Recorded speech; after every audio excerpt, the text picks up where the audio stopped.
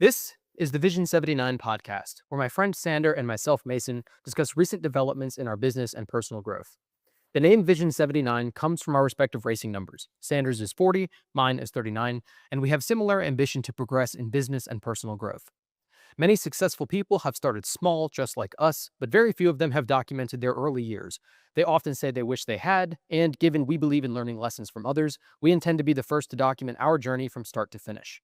This is simply a documentary of our lives, and as such, we do not monetize these videos, so enjoy the ad-free content. Today, we'll discuss what overnight success actually looks like, why sudden success actually might suck, what benefits you get from earning success over time, and much more.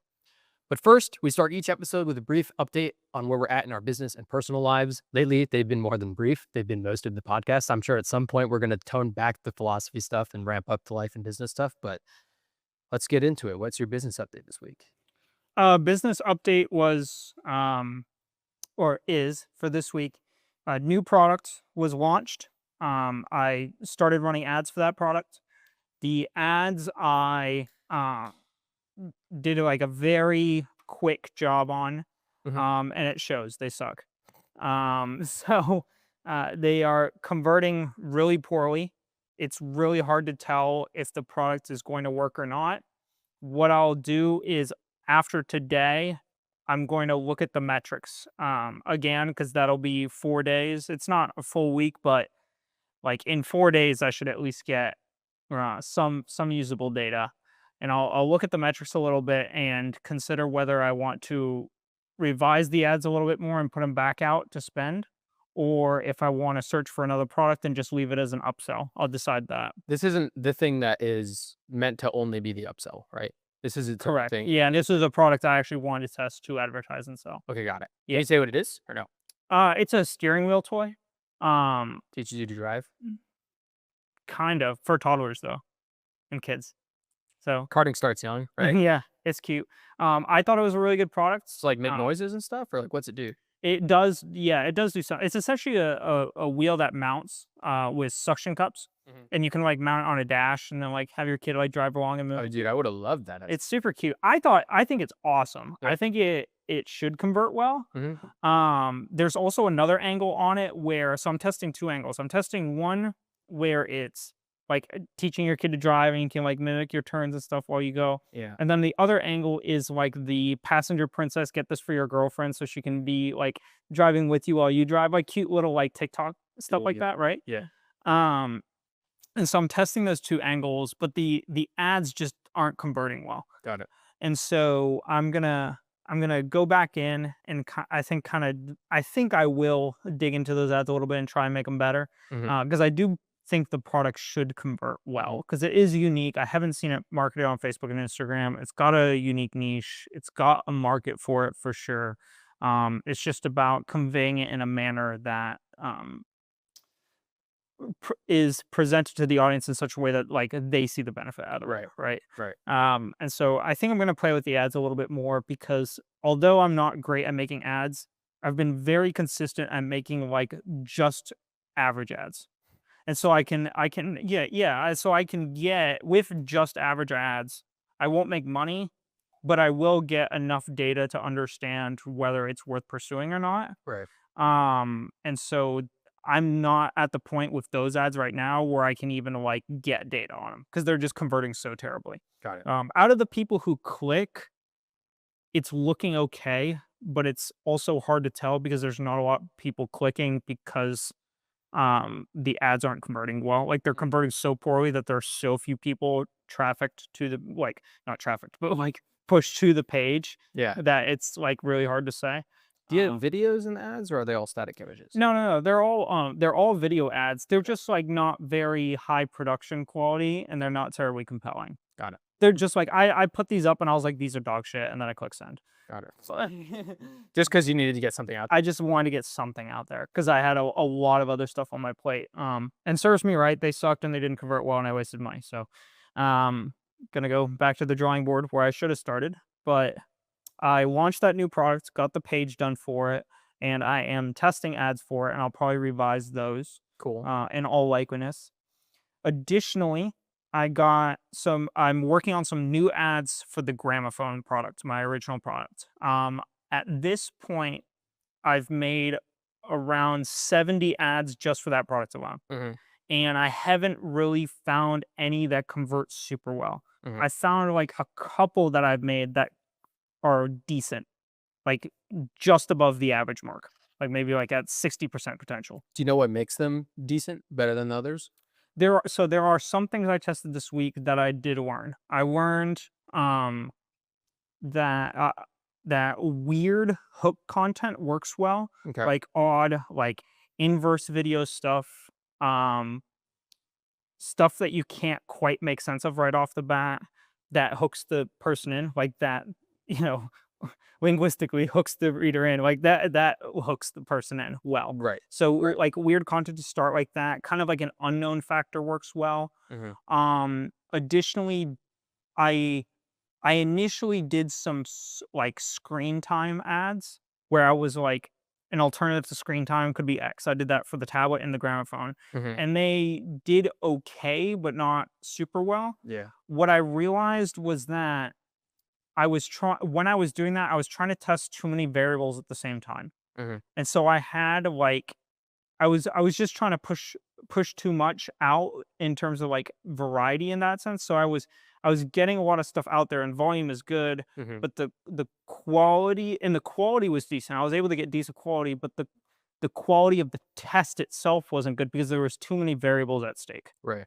And so, what I did this week with the gramophone is I launched some ads and, I had all of the same ad, but with I wanted to test the screen time again, so I had 2 ads with screen time with very slightly different hooks at the start, and then I had one that was just like a general kind of bonding style message, Mhm. and so I compared those 3, and then I had like the, same ad copies on them, same headlines, Mhm. and then I did a batch of 3 that was with text on the screen occasionally, and then I did a batch that was completely without text on the screen at all. Right.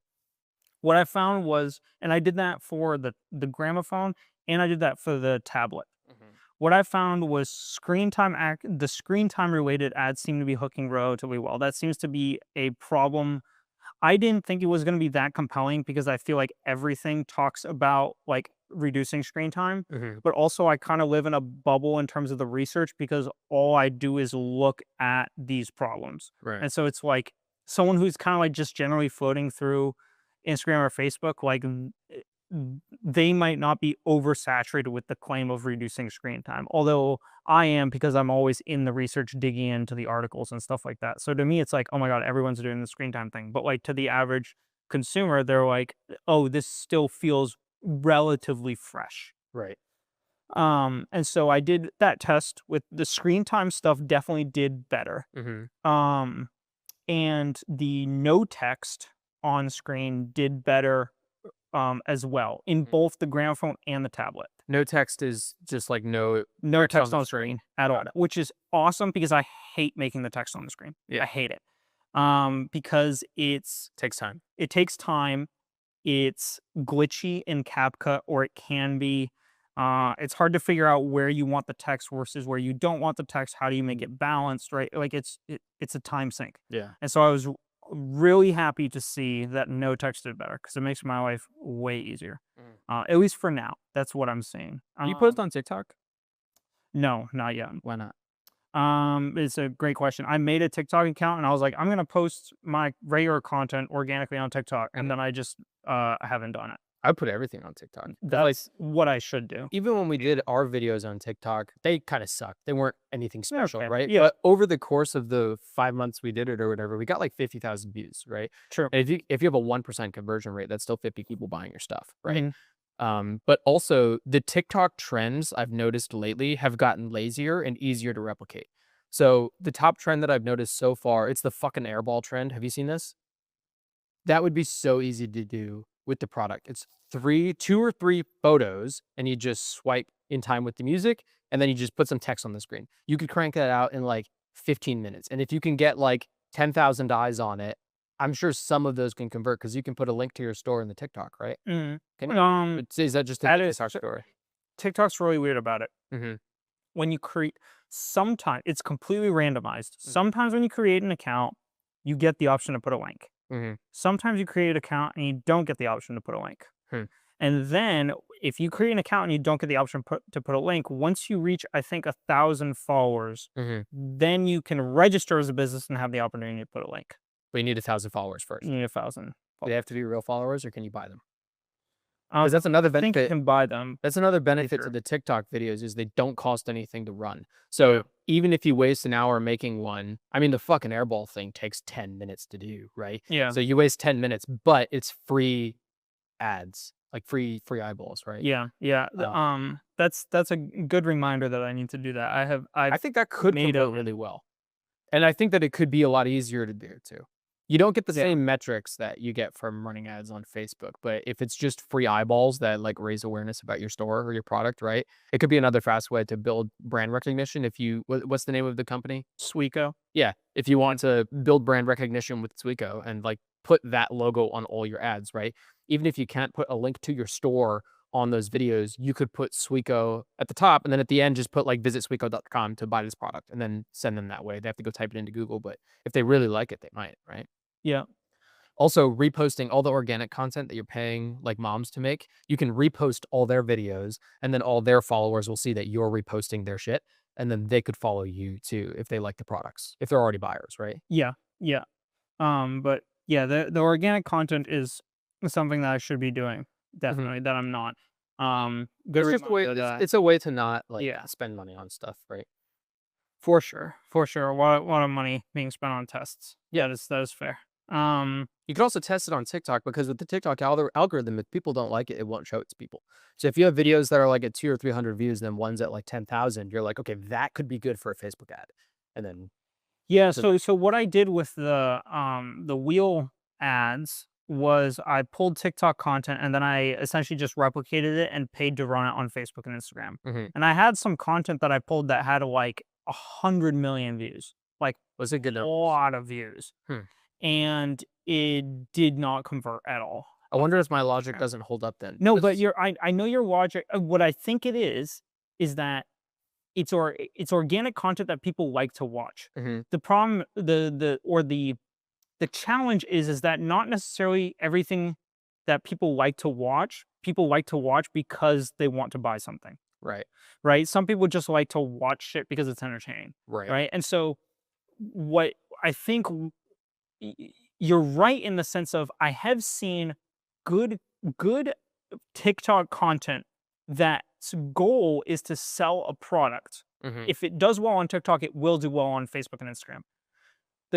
But just organic content, generally speaking, on TikTok, that doesn't necessarily have the goal of converting someone to a store to buy something, doesn't necessarily convert on Facebook and Instagram. Like if it's proven to convert on TikTok, it'll very likely convert well on Instagram and Facebook. If it's just content that has a lot of views, it's not necessarily going to convert on Facebook and Instagram. Because content that people like to watch on TikTok doesn't necessarily entice people to buy something. Sometimes they just like watching it. It could be you mentioned the other week that you sometimes will make ads that's like a touch point to like say, hey, this is a product. And then later on, you hit him again with the second actual advertisement that's like, hey, this is the full product and here's where you buy it and here's what it is, right? So the TikTok thing could be a free way to get that first touch point, like the recognition in. Yeah, the organic content, you're 100% right. There's a ton of benefits in the organic content that I'm making zero use of. And I should be that you have 100% opportunity. Absolutely. 100% on me. It's a better, no, I'm saying it's not like, what did you just say? You were like, I'm utilizing 0% of it. And I'm like, no, you're not utilizing 0% of it. You have 100% opportunity. Oh, yeah. Just reframe. Right. Just reframe. But something else that I'm doing, and I came up with this idea about a month and a half ago or 2 months ago, and I never did it because the thought of trying to implement it was so atrocious in my mind that I never went for it. And yesterday, the greats say. Fuck. I'm fucking with you. Sometimes they're bad ideas. What's your idea? No, it was a good idea, but I just really didn't have the bandwidth to implement it. And yesterday I was like, I need to fucking do this at this point. This is ridiculous. My problem was that I have, just for the gramophone. And the tablet is about the same amount of content. Just for the gramophone, I have 33 gigabytes worth of content. almost 350 pieces of individual content Okay.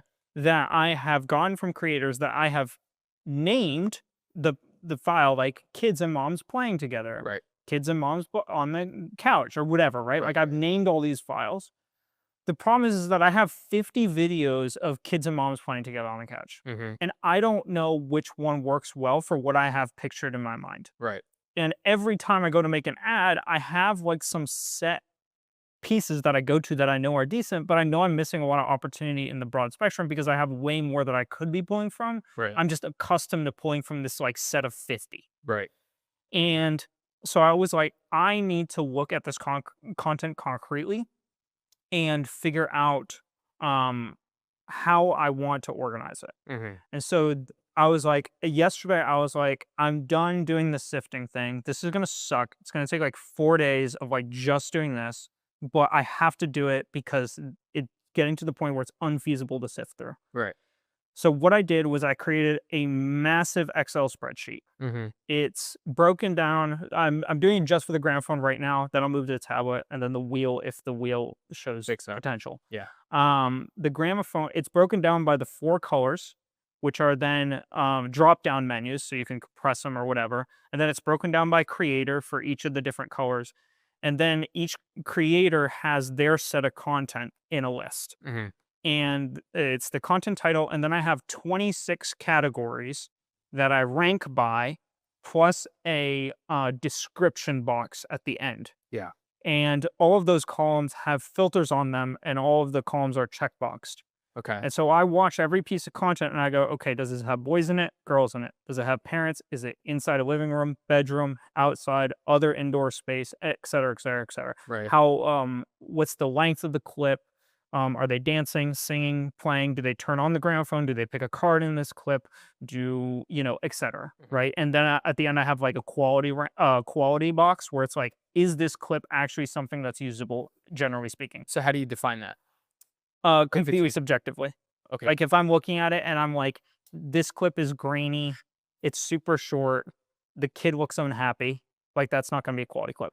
If it's like if this is a 30-second clip and there's 5 seconds of usable footage, but it's actually like good usable footage, Mhm. like and the other like the kid's just zoned out, like going anywhere or whatever, Right. then I'll put quality. But in the description box, in addition to writing like generally what happens in the clips, I'll write 5 seconds. the back half of this clip is the most usable, or the last 5 seconds is the most usable, so that when I'm looking at it, I can at least see that. Right. The beauty of it is now I'm not done with it, but if I go to make a clip and I have like, hey, I want to start out my clip with like girls playing together in an indoor space, enjoying the gramophone and singing along. You got Now I can Yes. filter girls singing living room. Right. It drops out everything else and then it just displays me. And then I can also sift on the side by what color do I want displayed, if that's a factor for me. A pink, blue, yellow, or green. Right.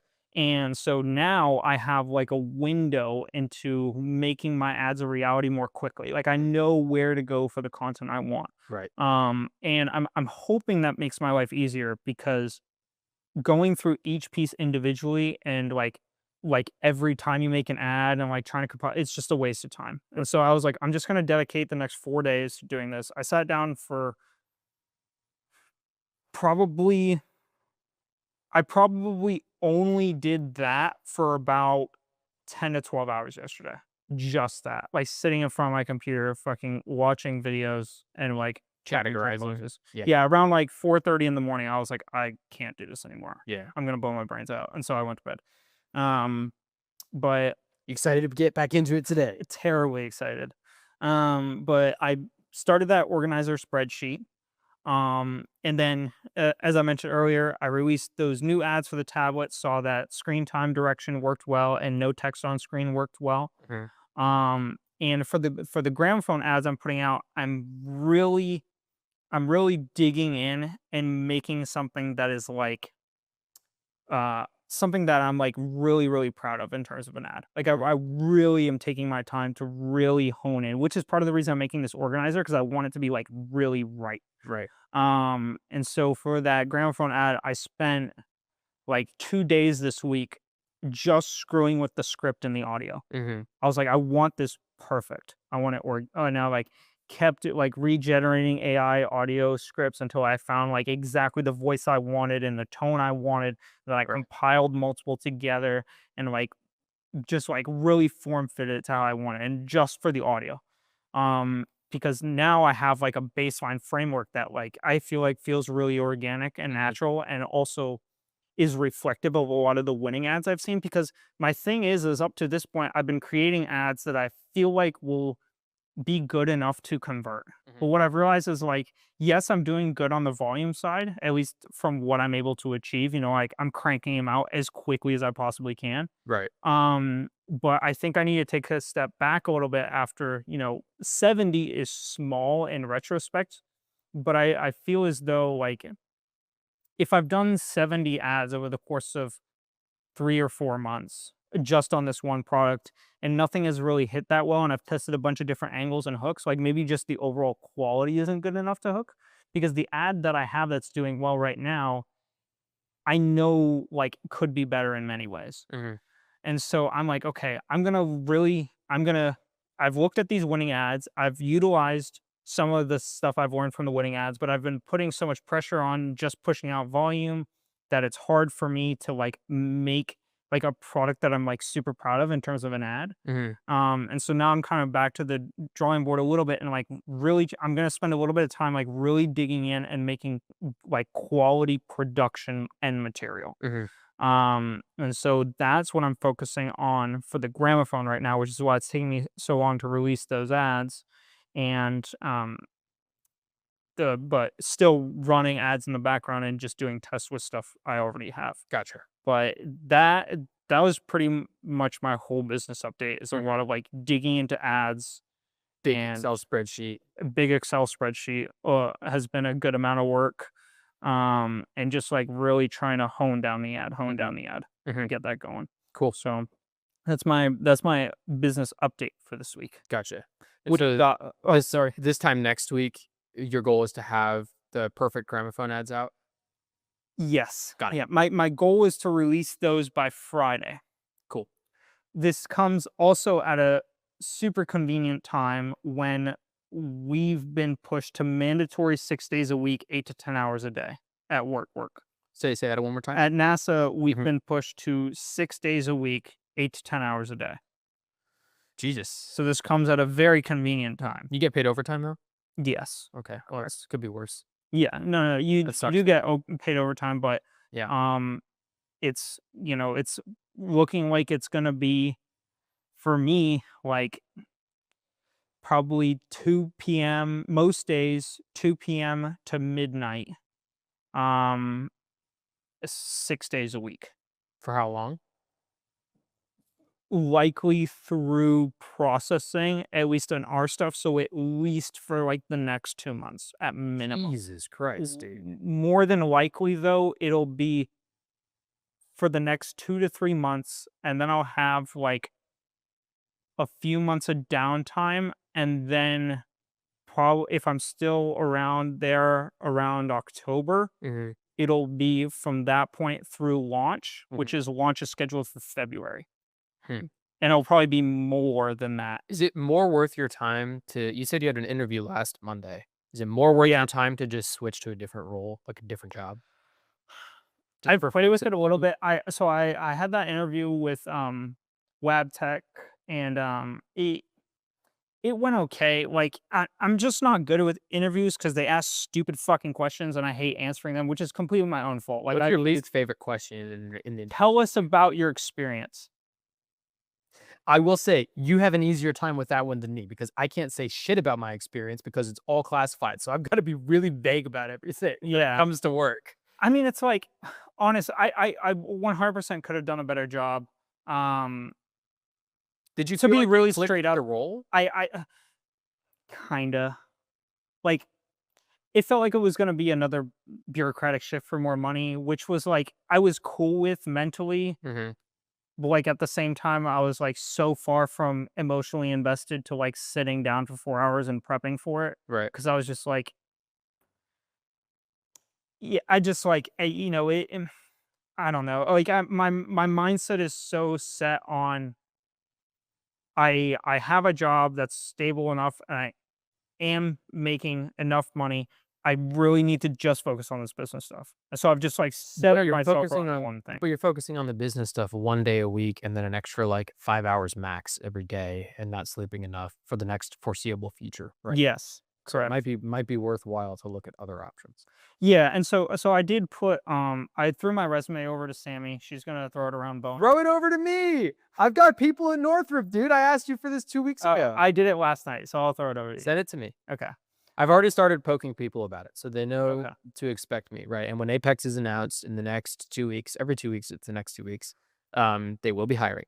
And even before they're hiring, I know that Ryan just switched roles. So there's an open seat in that systems engineering position, and I don't know if they're hiring right now or not. But I think there's opportunities. I think it just has to, we have to, it's like with racing, you've got to be, on the right tires at the right time, right? And so if I don't have your resume in hand, I don't have the right tires, and it doesn't matter if it's, raining or if other people are pitting or what, because we're gonna miss it. So send me the resume and then I'll just see what I can do with it. Okay. And like the last 4 times we've done it, nothing has happened. But if it hasn't been as high stakes as it is now.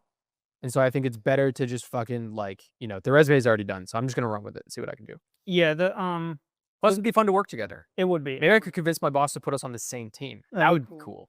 That would be cool. But yeah, it's just my entire life essentially has revolved solely centered around business stuff. Mhm. Like and so my mental bandwidth to look at anything other than that that's not an easy grab is extremely low because my mental centeredness and focus Mhm. is like revolved completely around business because it's like Right. I get up in the morning around like 9 or 10, and then I like do some business stuff in terms of like finances and Right. looking at accounts, making sure stuff is running well, do a little bit of prep work maybe, Right. and then I go to work. And then when I come home from work at like 9 or 10 or 11, sometimes even like 1 or 2 in the morning, then I work until 5 in the morning, 5:30 in the morning, just on business stuff, and then I rinse and repeat, do that every day. Right. And then on weekends I get up and I like work, Mhm. and most weekends I don't get out of the house at all. Right. And I will just sit on my computer until 4 or 5 in the morning. Right. And then I'll just rinse and repeat, do that. Job hunting sucks because it takes a lot of time and you got to fill out a lot of applications, right? Yeah. But if Sammy or I or someone we know, Caden, maybe he was close to being a hiring manager a year ago, so maybe he is now, right? If one of those people can give you like, hey, there's a higher likelihood at this one, it might be worth doing the application for 2 hours, even if you do 10 of them. If you do it for 2 days, right? But then it frees up 2 days a week, every week, that could be worth it. Plus, it might come with a raise, which gives you more money to spend on more ads, right? So Yeah. Yeah. short-term time investment for maybe a long-term payoff. There's 100% opportunity in it. 100% opportunity in it. I mentally have a really hard time diverting myself from like the number one goal. Right. But I think that diverting for a short time period gives you more resources to give to the long-term goal, right? It's like how not buying the Ferrari today allows you to buy the F40 later, right? Yeah. Yeah. I I I I see the point in it. I'll send over your resume to Northrop. Um, Yeah, just let me know if I can find anything. the probability that I spend any time on LinkedIn is extremely low. Mhm. It's just I see the benefits of it. There's just I'm not willing to distract myself from the goal unless it's like within easy reach. Mhm. I'm just not willing to do it. Mhm. Because I already give up so much stuff that I love for business. I'm not willing to give up time for business for like job hunting. If you have to work 10-hour days for the next 2 months, that's for 6 days a week. That's 2 hours, 6 days a week, 12 times 2 months, right? Which is 8 weeks. So 8 times 12. What's that? Uh-huh. Oh yeah, 8 times 12. It's God, I'll know. 96. 96. Yeah. Yeah. So that's 96 hours over the next 2 months, right? If you can find a new job within that 1 month and it takes you 10 total hours because same year I get you a reference, you fill out an application, you Yeah, can go to an interview, it's worth the payoff. I see it. I see it. I just I understand job hunting, like doing the searching through LinkedIn, right. takes too much time. But if you can get like a, hey, I know a guy, No, submit no, this no. application there. That I'm open to. That's why I applied to the Got lab tech. That's why I sent over my resume got to Sammy at Boeing. That's why I'll send it to you. I'm open to the easy grab stuff. I'm not willing to sit on LinkedIn and sift through. I understand that. Right? Yeah. It's not that I'm not willing to change jobs. I'm just not willing to dedicate time to job hunting when it's not an opportunity that's within Right. reach. So lower Like if I likelihood have to success. go out there and trudge for it, like it ain't happening. Right. Because I've already sacrificed. I've sacrificed fucking racing, time with friends, time at the bar, any like enjoyable time I have at all. I've sacrificed like so many things I love to pursue business. I'm not willing to, because as soon as I go on LinkedIn and just start sifting through shit, I'm essentially saying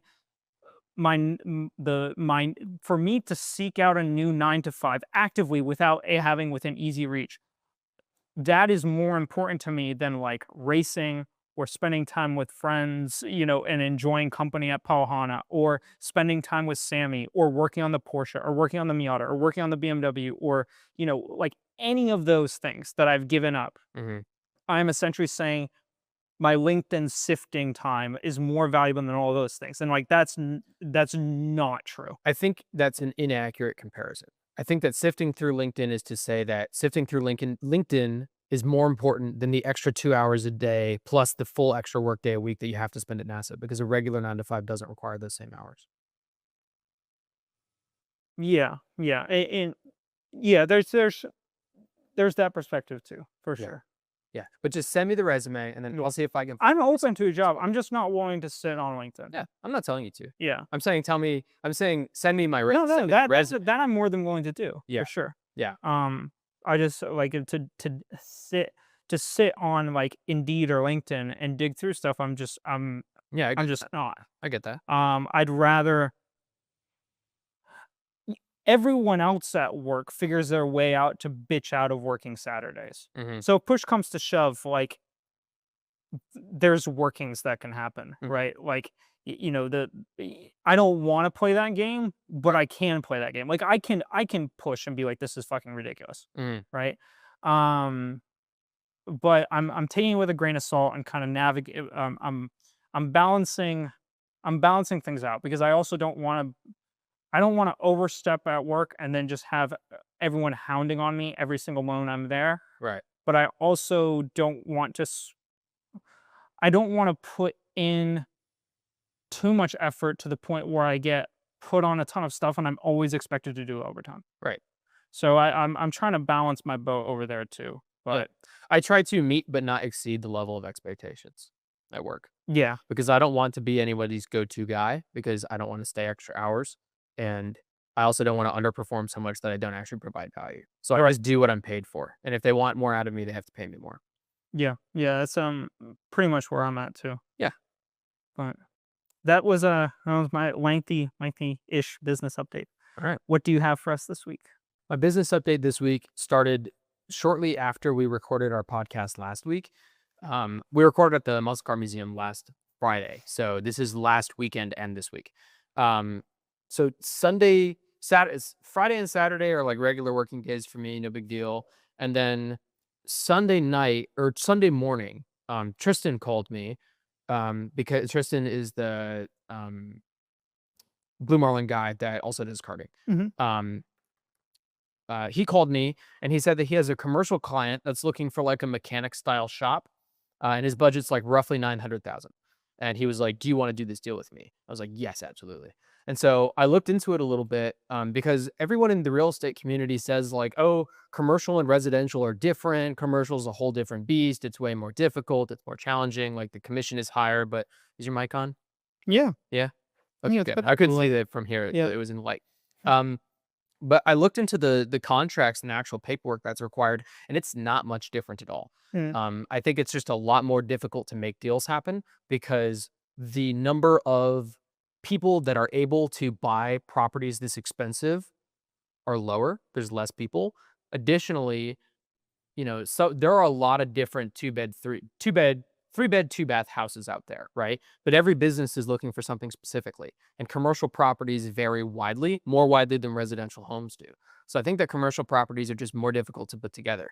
Additionally, when you're acquiring commercial property, if you want to build on it or rezone or whatever, that's when it gets to be more complicated, right? But this guy is just looking to like buy a place and then immediately move his business into there like the next day. And he's been saving up his money for a while, so he's ready to buy like right now.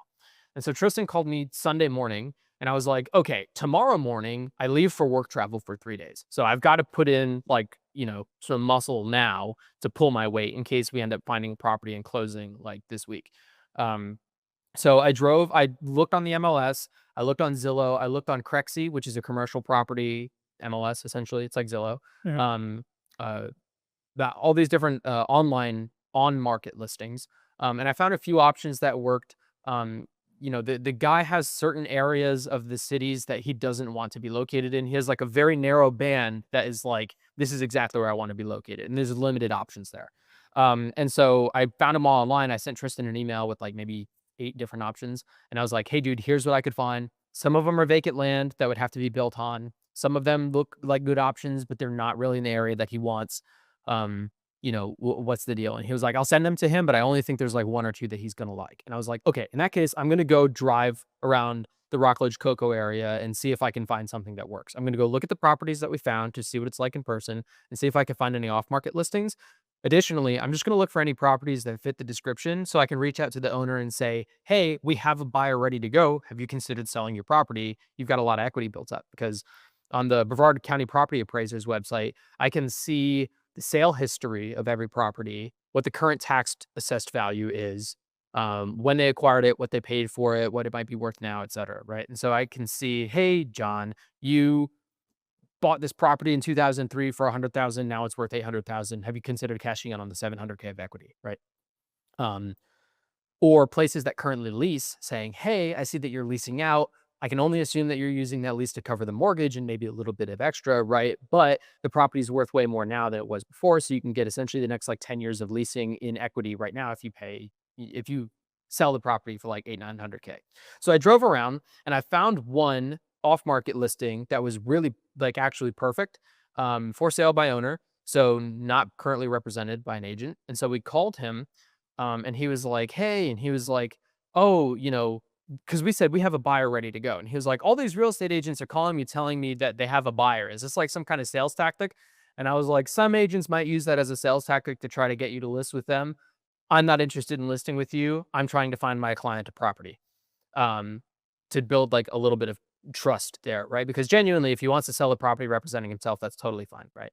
Um, but he's looking for 1.5 million for the property.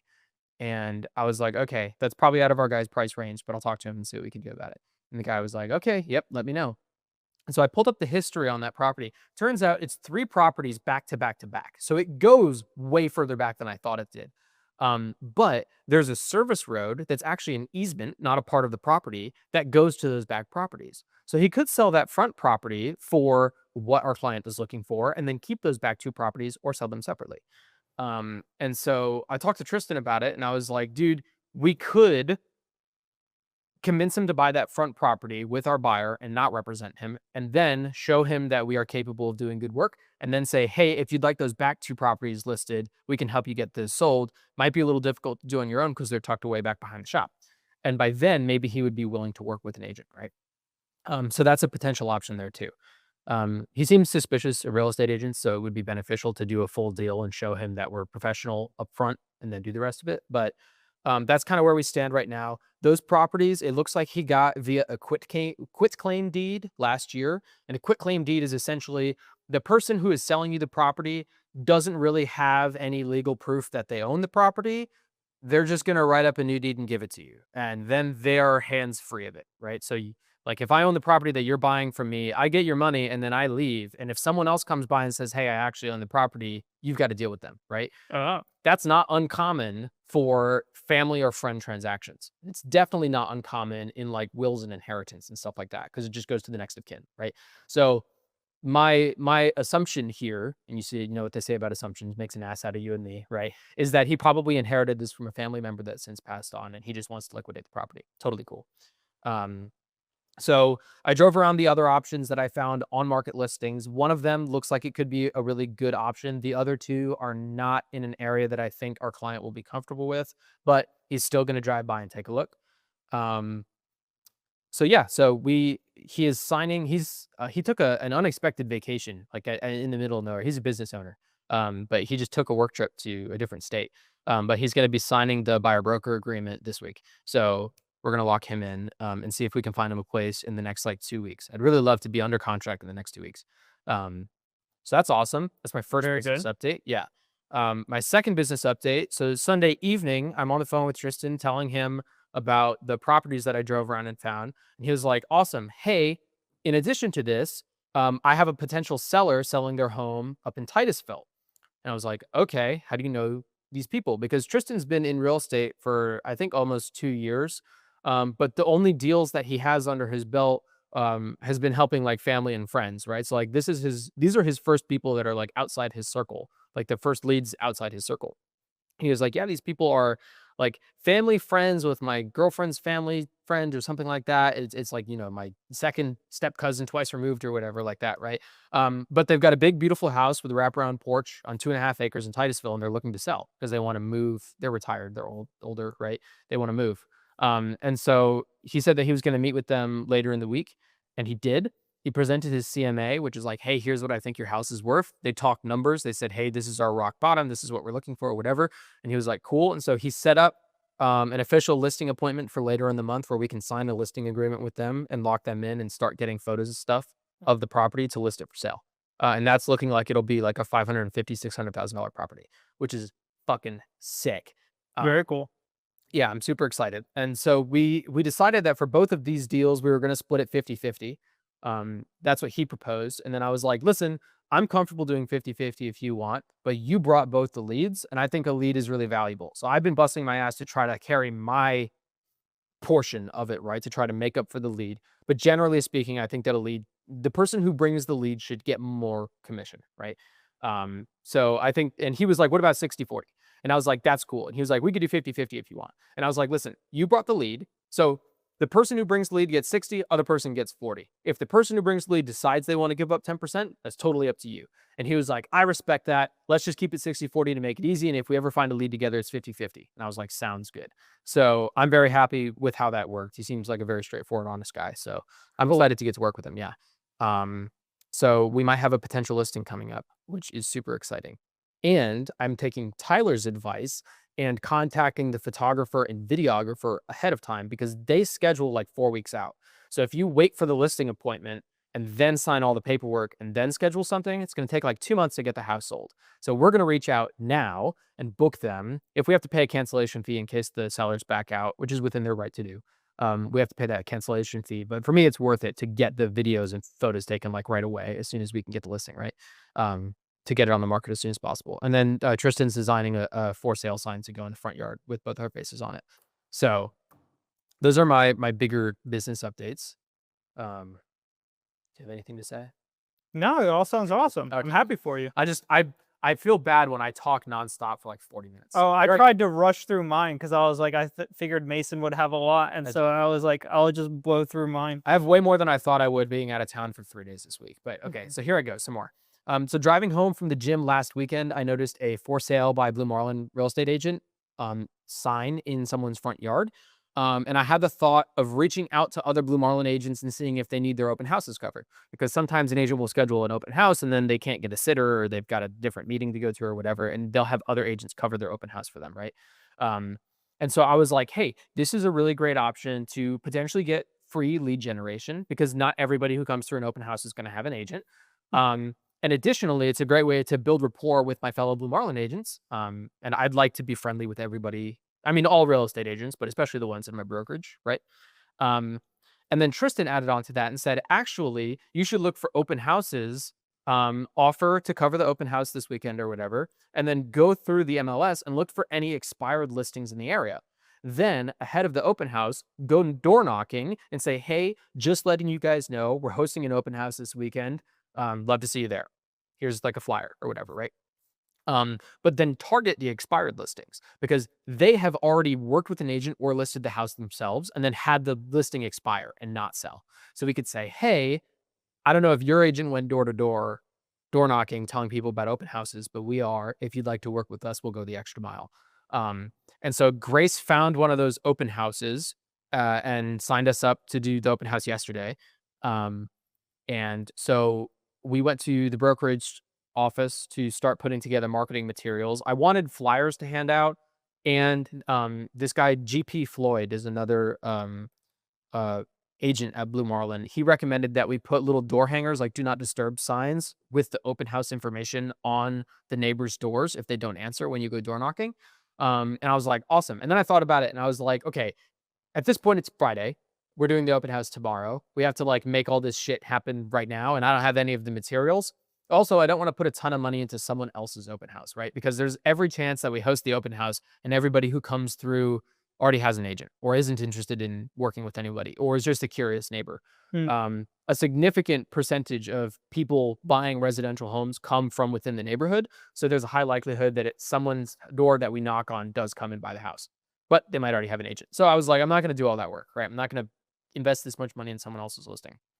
But the door hangers are an easy way to do it because Blue Marlin has a big stack of like, there's an open house door hangers in their merch space that I can take. And then GP Floyd and Christian Dossett, one of the only guests we've had on the podcast, he's now also an agent at Blue Marlin. Congratulations. Yeah, congrats, buddy. They recommended that we use shipping labels that you can run through a printer to make stickers that you can put on the open house saying, hey, here's the address, here's the time, and here's the place, right? So GP shared his Canva file with me. Thank you, GP. And I made it into our own with Grace and I's face on it. And this is where I learned my first lesson.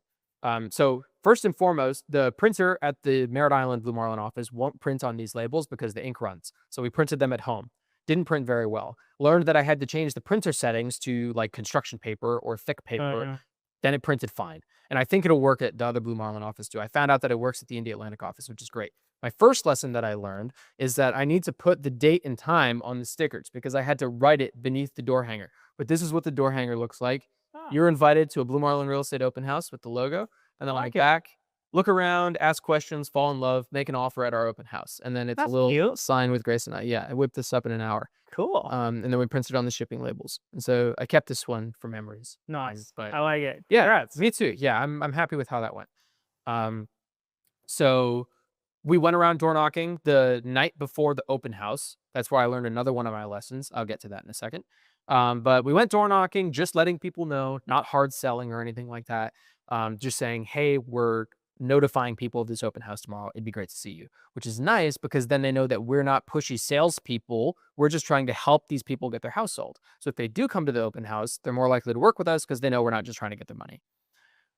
So we hosted the open house on Saturday morning. 4 groups came through, 3 already had agents, and 1 used to be agents. But the one that used to be agents clicked really well with us, and they have a lot of friends in another city that want to move here. So maybe they'd be willing to work with us because they're retired agents. But we had a good conversation about how young we are and how they didn't get into real estate till they were in their 40s, and they're impressed to see us doing it in our 20s. So that was a nice way to meet people.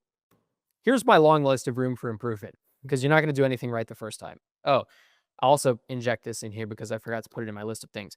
I filmed my welcome video for Blue Marlin with Jared, the videographer, which went really well. Jared's an awesome guy, and I'm excited to see the video that he makes. But I sat down, and he was like, hey, here's the different things we're going to film. Here are the different things that I need you to say, and then I'll splice it up into these different types of videos. And I was like, okay, cool. And so eventually it got to the point where I wasn't really sure what he was asking me for. So he pulled up an example, and I was like, I think I can make that work. So I tried it. And then I was like, do you have recommendations for me? And he was like, well, I don't know. It's tough to tell. Like we've done a lot of different takes. Actually, when you and I filmed the TikTok videos that we never posted like a year ago, I had those saved. I want to post them like many years from now. Okay, I'm cool with that. Like 4 years, 5 years from now, Yeah. and just be like a reflection. Like when we get to the point in this podcast where we're like, our own business stuff is going, we're comfortable, maybe got, a nice car or so, maybe have our own houses, whatever, right? And just be like, and like, gain a little bit of a following, whatever, Mhm. which will eventually come at some point. Um, just throw these out and be like, look at where we started. Mhm. Look at the mindset here, and then look at where we are. Like I Yeah. just I have those saved, Awesome. like back shelf. Yeah. Yeah. Filming those was really helpful for me, Mhm. because when I was filming with Jared, if I was saying a full phrase and the first half went well and then it kinda like I fucked up at the end, I was able to accurately determine if I needed to start the whole thing over or if I could just pause and then pick up the second half of the phrase. And Jared mentioned that. He was like, "You're good at this. Some people don't know where to start over from, but you're giving me a lot of different options to work with in the editing room." And I was like, "Okay, cool." And then I was like, "I'm just letting you know, I'm going to hate everything that you make. And it's not because you're doing a bad job at editing. It's because I'm going to hate the way that I'm talking. So I'm going to have a lot of room for improvement. But I'm going to come back and we're going to film better videos 2 weeks from now." And he was like, "Okay." I get the interpretation that Jared is an underutilized asset at Blue Marlin because most agents don't want to spend time making promotional material direct to camera. They would rather go out and show the houses that they're showing. And that's fine. But I like Jared and I like the way that he works. I've got a lot of different ideas to make cool stuff with him. Mhm. So I'm gonna go back and do it with him, right? So that's another area where I found room to improve this week. Here's all my room for improvement with the open houses. Number one is to find a smoother way to get contact information. Grace it's true that the listing agent wants the contact information, names, numbers, representative agents for everybody that comes through the open house.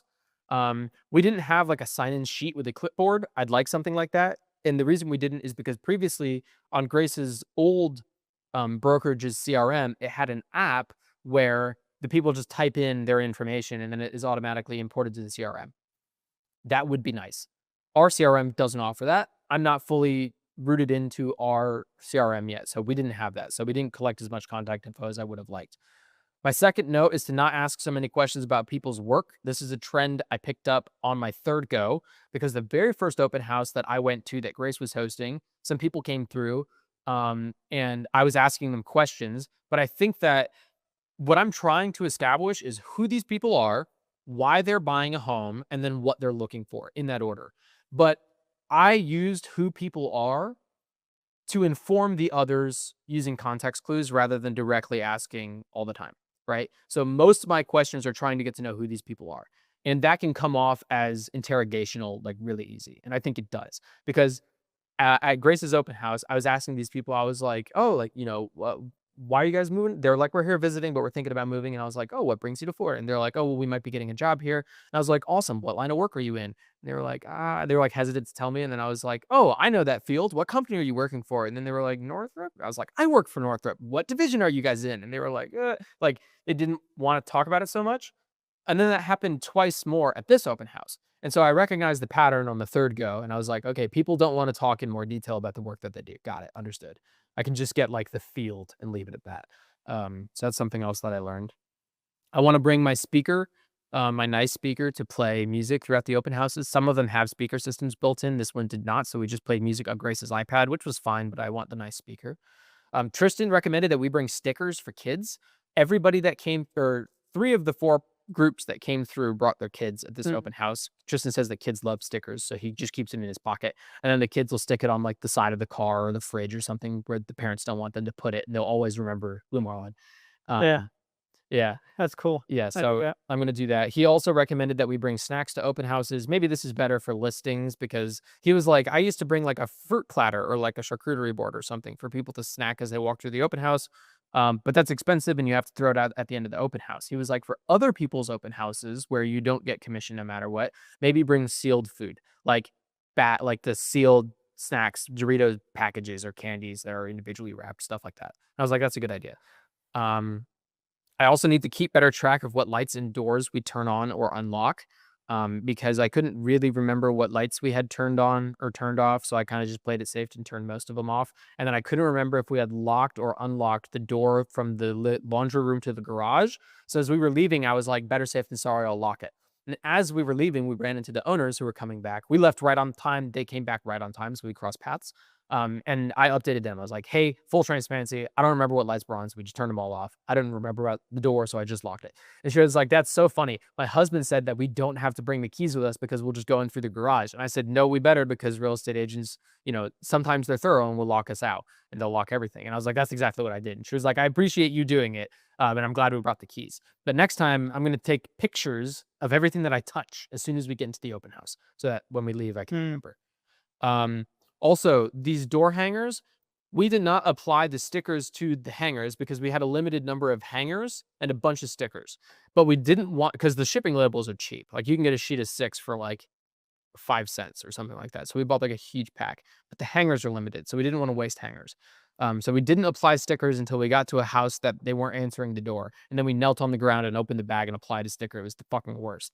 And it got to the point where it was like 7:30, 8 o'clock at night. And I was like, I want to stop knocking on doors because this is the time that people put their kids to bed and I don't want to interrupt that. So let's just leave the door hangers. Okay. Well, now I have to apply like fucking 25 stickers to a bunch of door hangers. So next time I'm just going to order more door hangers and we're going to do a bunch of them beforehand. What else? I also want to go door knocking 2 days before, because the morning of the open house, as we were putting out the open house signs, I was driving around and I noticed that a lot of the homes we put these door hangers on still had them on. So we went around Friday night, left the door hanger on, then they had a sleepy Saturday morning and probably didn't see the sign until midway through the open house after. So next time I want to go Thursday night for a Saturday open house or Friday night for a Sunday open house, so people actually get the door hangers. Yeah. I also want to know more about the listing beforehand and have comparison properties readily available. Some people had questions about like, oh, does the house come with the washer dryer? What is the plumbing situation? Is it PVC or lead pipes? Are they cast iron? Is it gas or electric? And like, I didn't really pay attention to those things before the open house because I had work travel. So like, I had a lot more going on earlier in the week. Grace had those questions ready to be answered. But if there's multiple groups walking through the house, I don't want to look like an idiot. So I'm going to read more about the house next time we have an open house. I also need to eat before because I was starving. I didn't eat that day. And then maybe integrate. I found a way to, I found an integrator that will integrate an open house app with my CRM. And it's got a couple different options for open house apps to integrate to the CRM. And I need to do some research to figure out which is the best. It might be a little bit too, there's an app for that for me. It might be easier to just do pad and paper. I don't really know yet. We'll see. I'm going to do some research into it and figure it out. Do you have anything to say? Sounds good. I have more. So Callie and Zeke are looking for an apartment together. So we used my apartment tool to help them narrow down their options. And we did our first apartment tour this week together. We went to the Ascent of Palm Bay. Not the right fit for them, but we are going to be scheduling more apartment tours. How am I going to remember to schedule more apartment tours with them? I'm glad you ask. So this week I got signed up with the CRM that Blue Marlin offers for free for agents. You have to request to be added to it because they don't want to waste accounts that they have to pay for on agents that aren't going to use it. So I had to request and I did get accepted. So I made my CRM account and I started taking the training videos, but they seem to be more managerial based than user oriented. So it's like, here's how you can assign leads to your agents. And I'm like, I'm the agent. I just need to know how to use the tool, right? So I made Callie a lead in the CRM, and then I set up recurring notifications for every other Saturday to make sure that we are scheduling more apartment tours because I don't want to wait too long and miss the boat and have them be without housing. But I still have a lot to learn in the CRM, so I'm excited to get to know that a little bit better. A lot of this week is likely going to be learning more about the CRM and stuff of that sort. But that is my business update. Very nice. All 25, 30 minutes of it. Cool. Yeah. What's your life update? Life update is really brief. I worked on business stuff the whole week, just doing ad stuff and working on that as much as I possibly can. And yesterday, around like 6 p.m., 5 p.m., I was like really burnt out. Like I hadn't like done anything to decompress in like a while. And so I was like, I haven't been in nature for like a year. I'm gonna go. And so I drove out with Sammy and like did just a little nature drive. She's home from Texas? Yeah. Awesome. She's home now. Yeah, cool. So that's a life update. She's home. Cool. And so just did like a like 40 an hour nature drive and a little nature walk and just like just Got sat outside. in silence and just like didn't listen to anything and just like completely disconnected for like an hour. That's awesome. And that was a really nice reset because I was just like I was feeling really burnt up, and I was like, I need like an hour where it's like nothing is around me. I don't hear anything. I don't even focus on anything. Like nothing is going on. It's just like bird. And I was like, I just need like a bird hour. Yeah. So I did that for an hour, and that's pretty much my soul life update. That's But it was a very nice hour. It's a good Yeah. it's a good life update. It's like a 1 hour decompression and then back to work. Some weeks you don't have anything, so this is better than nothing. True. Yeah. Yeah. So yeah, it was nice. It was chill. Good. Yeah. That's what I got. What do you have for like? I have a lot. There you go. So my life update this week started with work travel. Monday, Tuesday, Wednesday, I traveled for work. I won't say where I went. I'm not totally sure if I can. I had some coworkers that I was texting about reference where we went, but I'm not sure if they were supposed to say it or not. It was never made clear to me. When we got there, they reiterated, hey, you can't say where you're coming from because no one around here can know where we come from to do this work until we're in the classified space. And I was like, okay. And so if that's the case, then I probably can't tell other people where I was going. I don't know. But in any case, I can say that I flew there, and I can say that I got a rental car, and it was fucking AIDS. I got a Chevy Trax, base model Trax rental car. It's like a 3-cylinder, front-wheel drive, 130 horsepower crossover SUV with super soft suspension, no sport mode. And it had the auto stop and start feature, so it Oh yeah. Those are always pleasant. dude. I figured out that at a stoplight, every time it turned off, I could very gently let off the brakes, and not so much that I actually started rolling forward, but just enough for the calipers to loosen up enough for the auto start system to start the engine again. So I tricked the auto start feature into just keeping the engine running. There's a delay on all the buttons that I'm just gonna flame Chevy for this one. All right. There's a delay on all the buttons, on the steering wheel, on the everything.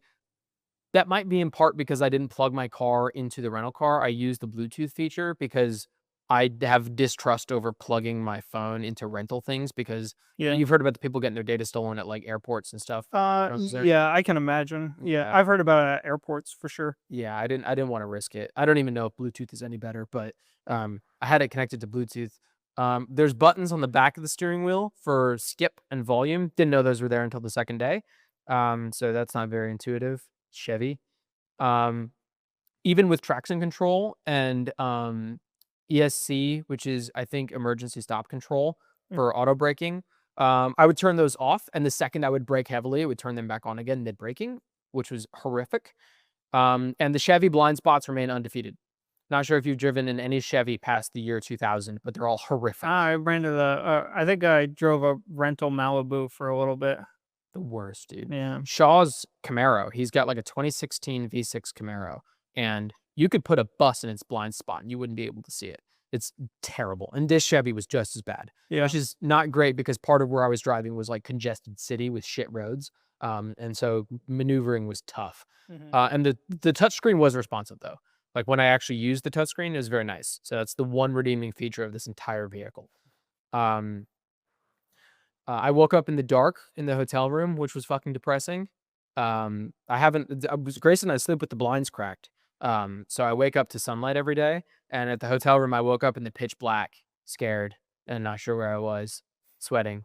And I was like, I don't like this. So the next day I just left the blinds open, and I was in a hotel room where, have you ever seen like lights that shine up on the building so you can see the building from the road? That was outside my hotel room window. So it like at level with the hotel room window. So it was just shining into my room the whole night. Not ideal. And then when it came time to actually leave, I show up to work that day.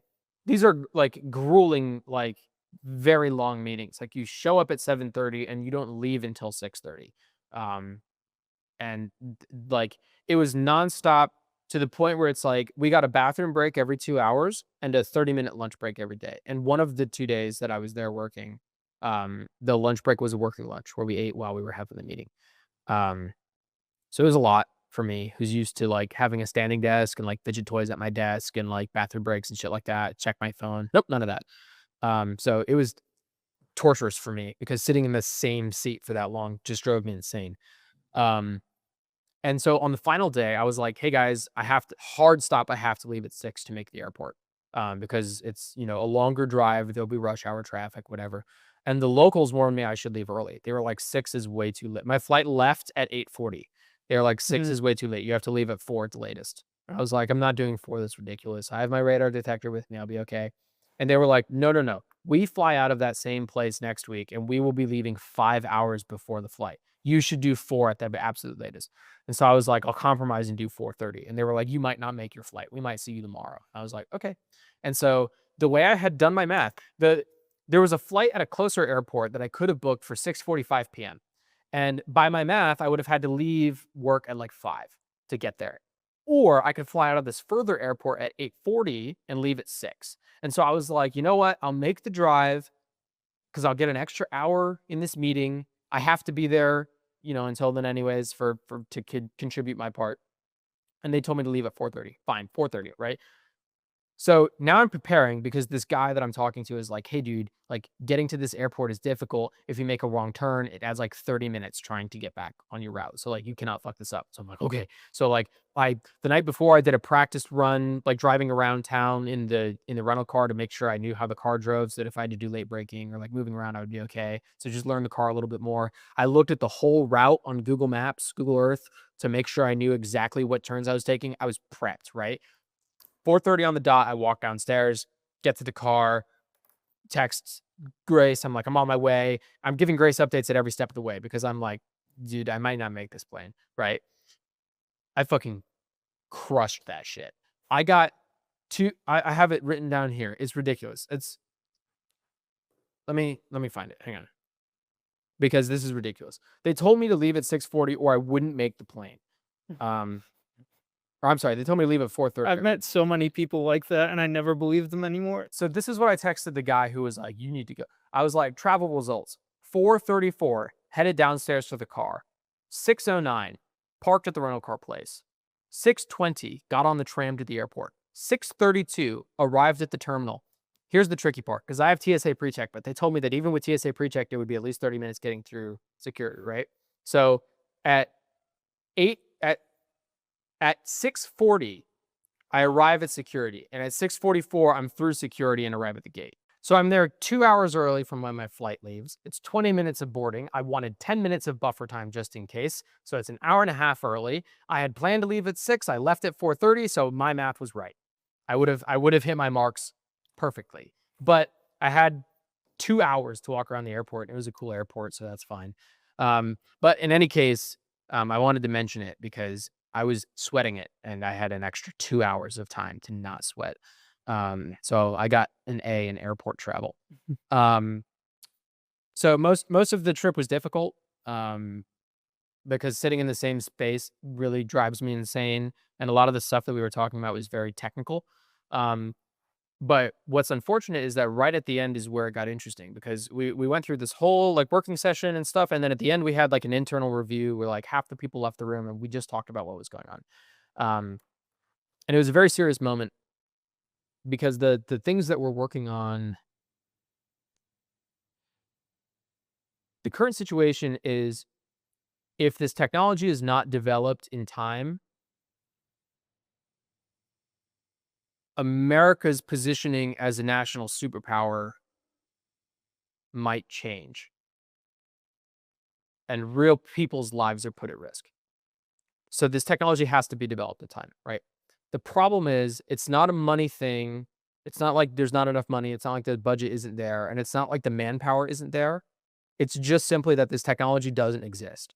And so it's making something that doesn't exist in a way condensed timeline.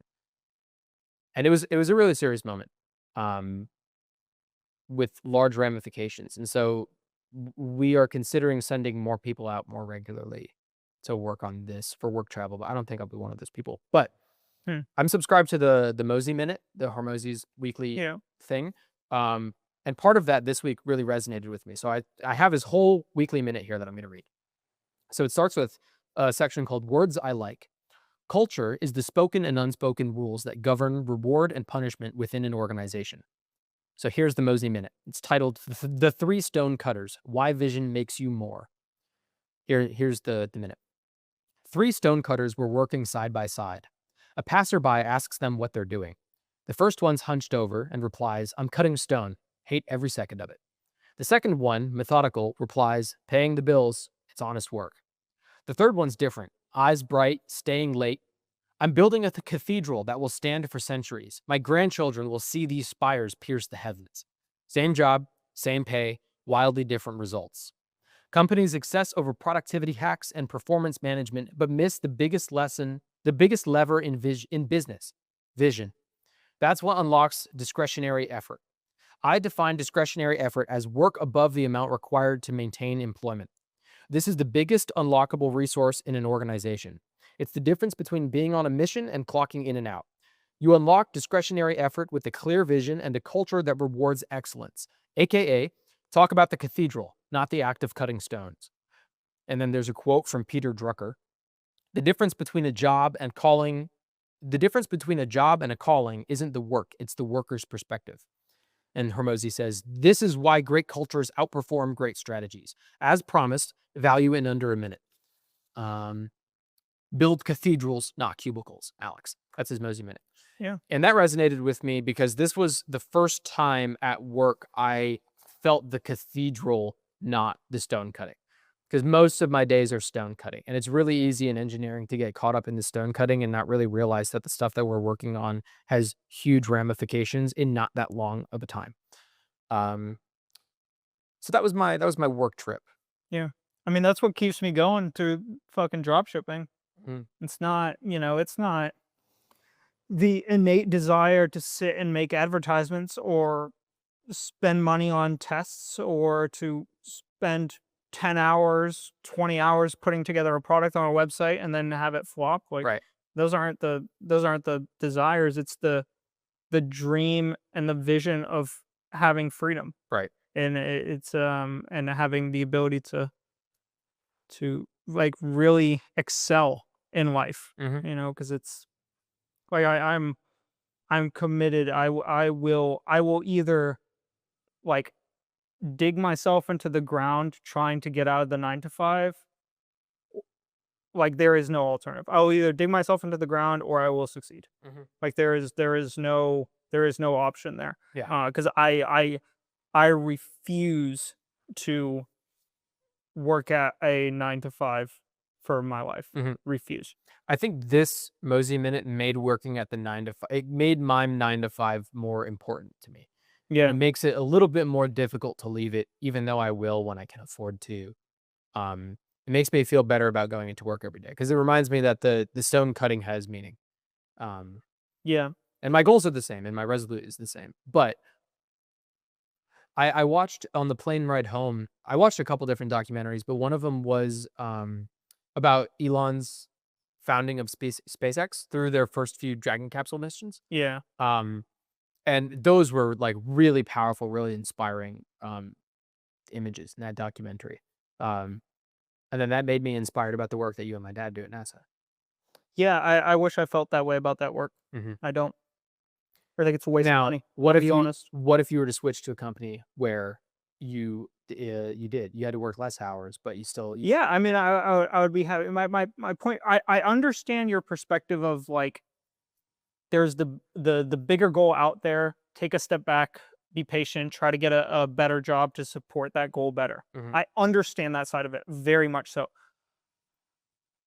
To me as well, there's an alternative side to it of w- what I can only choose one path, but to walk on at a time, Uh-huh. right? Like I'm either gonna like when I'm sitting down to do even at the most base level, like if I get home from work, I have a choice to make of what I do. Mhm. I can either do this thing or this thing or this thing. I can't like go hang out with friends and go racing, or I can't go racing and work on business, or I can't work on business and apply for jobs, right? Like I do one or the other. Even if I like spend half my time doing this and half my time doing that, I'm only doing one thing at a time. And so I like I've I just there's a lot of things that I've like given up in terms of things I love to do that I could afford to do with my 9 to 5. Like I could afford, if I didn't do business, I could definitely afford to fix the Porsche and drive that for sure. I could definitely afford to fix the Miata. I could afford to hold on to the Beamer and fix that up. I could afford to go to Pauhana once a week and hang out for a few hours. I could afford to go racing at Orlando Kart Center once a month. Like there's a bunch of things because I put in $1,500 out of my own pocket into the fucking business bank account just in the last week. Mhm. Like there's a lot of things I could do with the little overtime I'm working and with how much I've been able to save on my general expenses. Like that money could be allocated elsewhere for sure. But it's like I look at these things and like I take very critically what I spend my time on and why. And it's tough for me to balance because I got the Hermosi in the back of my mind that's like do so much volume that would be unreasonable that you don't succeed. But then I also have the side of it of like what I'm battling right now is like I'm trying to do all this volume, but I also still need to make it good. And so then it's just like dedicating as much time as possible to making high volume, good content Mhm. and like how to prioritize that. And like all of my mental focus goes down that channel. And as soon as like even like a small stream opens up on the side, like I have to be very mindful of how I take that stream Mhm. because it does, even though it might only be like an hour or two, like that small stream will blossom into more than that just naturally because there will be more resources that get connected into it. There could be potential interviews, there could be other, like when I start digging into it, there could be other doors that open up that are, more enticing or more opportunity here. Like there's a million different paths. And so like I'm mentally locked myself into like just pursuing business as hard as I possibly can. Like until I get to a point, like I would have to get to a wall where every everything is crumbling and I have zero option other than to like go full send on trying to find a 9 to 5. Like that would be the a wall I think I would have to hit before I like divert large attention towards in large attention in retros or in relative terms, but like a stream of attention to finding a 9 to 5 that's not beyond like what's in my immediate vicinity. That's Mhm. why, I'm open to sending you the resume for Northrop. I'm open to Yeah. sending the resume for Boeing. And I was open to like applying for the Wabtec thing. But like the reason I didn't spend 4 hours prepping for the phone interview Mhm. on Wabtec was like I looked at the job and I was like, this I don't feel much meaning from this. Right. Um, this seems like a diversion in attention from my chats with the guy who recommended me. It's very bureaucratic and dreary. Um, and so it's like, what am I going to focus my attention on? And, I can only make one decision. So I decided to just kind of like do a little bit of prep and then like, do my best on the phone interview and see where it goes. Right. But like, um, I mean, it's a battle every day of like where I divert my attention to. I have a constant reminder of like what I've put aside in order to pursue business. Every time I get in the BMW, I have 5 different codes on my dash. Every time I get in the Miata, the AC doesn't work, and I got dash rails that I need to sort. And the every time it rains, the canvas tops leaks. And then every time I go and do my laundry, I have the Porsche sitting there another year unattended to with parts on the bench. Like I have reminders every day that hit me in the face of like, this is what you've given up. This is what you've given up. This is what you've given up. And it's like, so I'm very stringent on what I allow myself to reintroduce into my life because I've already given up so many things I love in the pursuit of the vision of something greater that I have to, personally, I feel an obligation to be incredibly mindful of what I reintroduce, Mhm. you know? What's nice about this work trip is that it gave me the meaning that you didn't have in the lab tech interview, where it's Yeah. like this work seems more like a bottomless pit. Like it seems like more bullshit, right? Yeah. What's nice about this work trip is it reminded me that this work isn't bullshit. This work matters and it matters a lot because it's life or death to real people that I've met and shaken Yeah. hands with. That I see has a lot of meaning. Yeah. Right. And that's what I To took. me, a field trip to the moon does not have a lot of meaning. That's my personal opinion. Well, it's the first woman to the moon. Yeah. So And first African American, I believe, as well. Well, I know has there's an an African African. American not been to the moon? I don't think so. Has anybody been to the moon?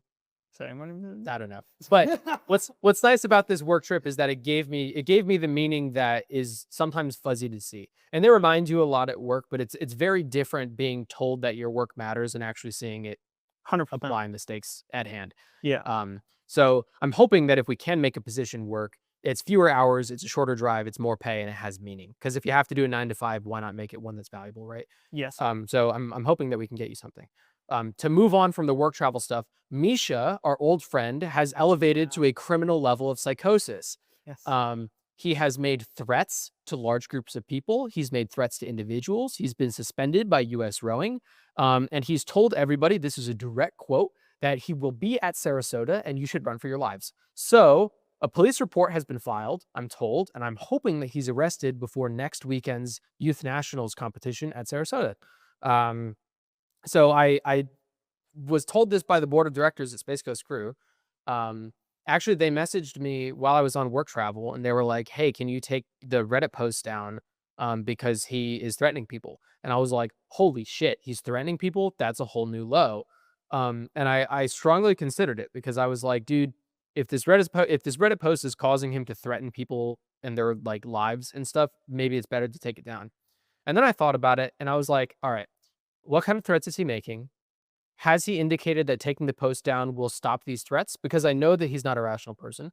And then also, do you let the terrorists win by paying the ransom? Because America doesn't negotiate with terrorists, and I don't either.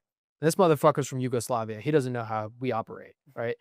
And so I decided not to take the post down, and I won't be. And I'm glad I'm not, because it might be evidence in a court trial eventually. But wanted to throw it out there and give a little bit of an update on what's going on there.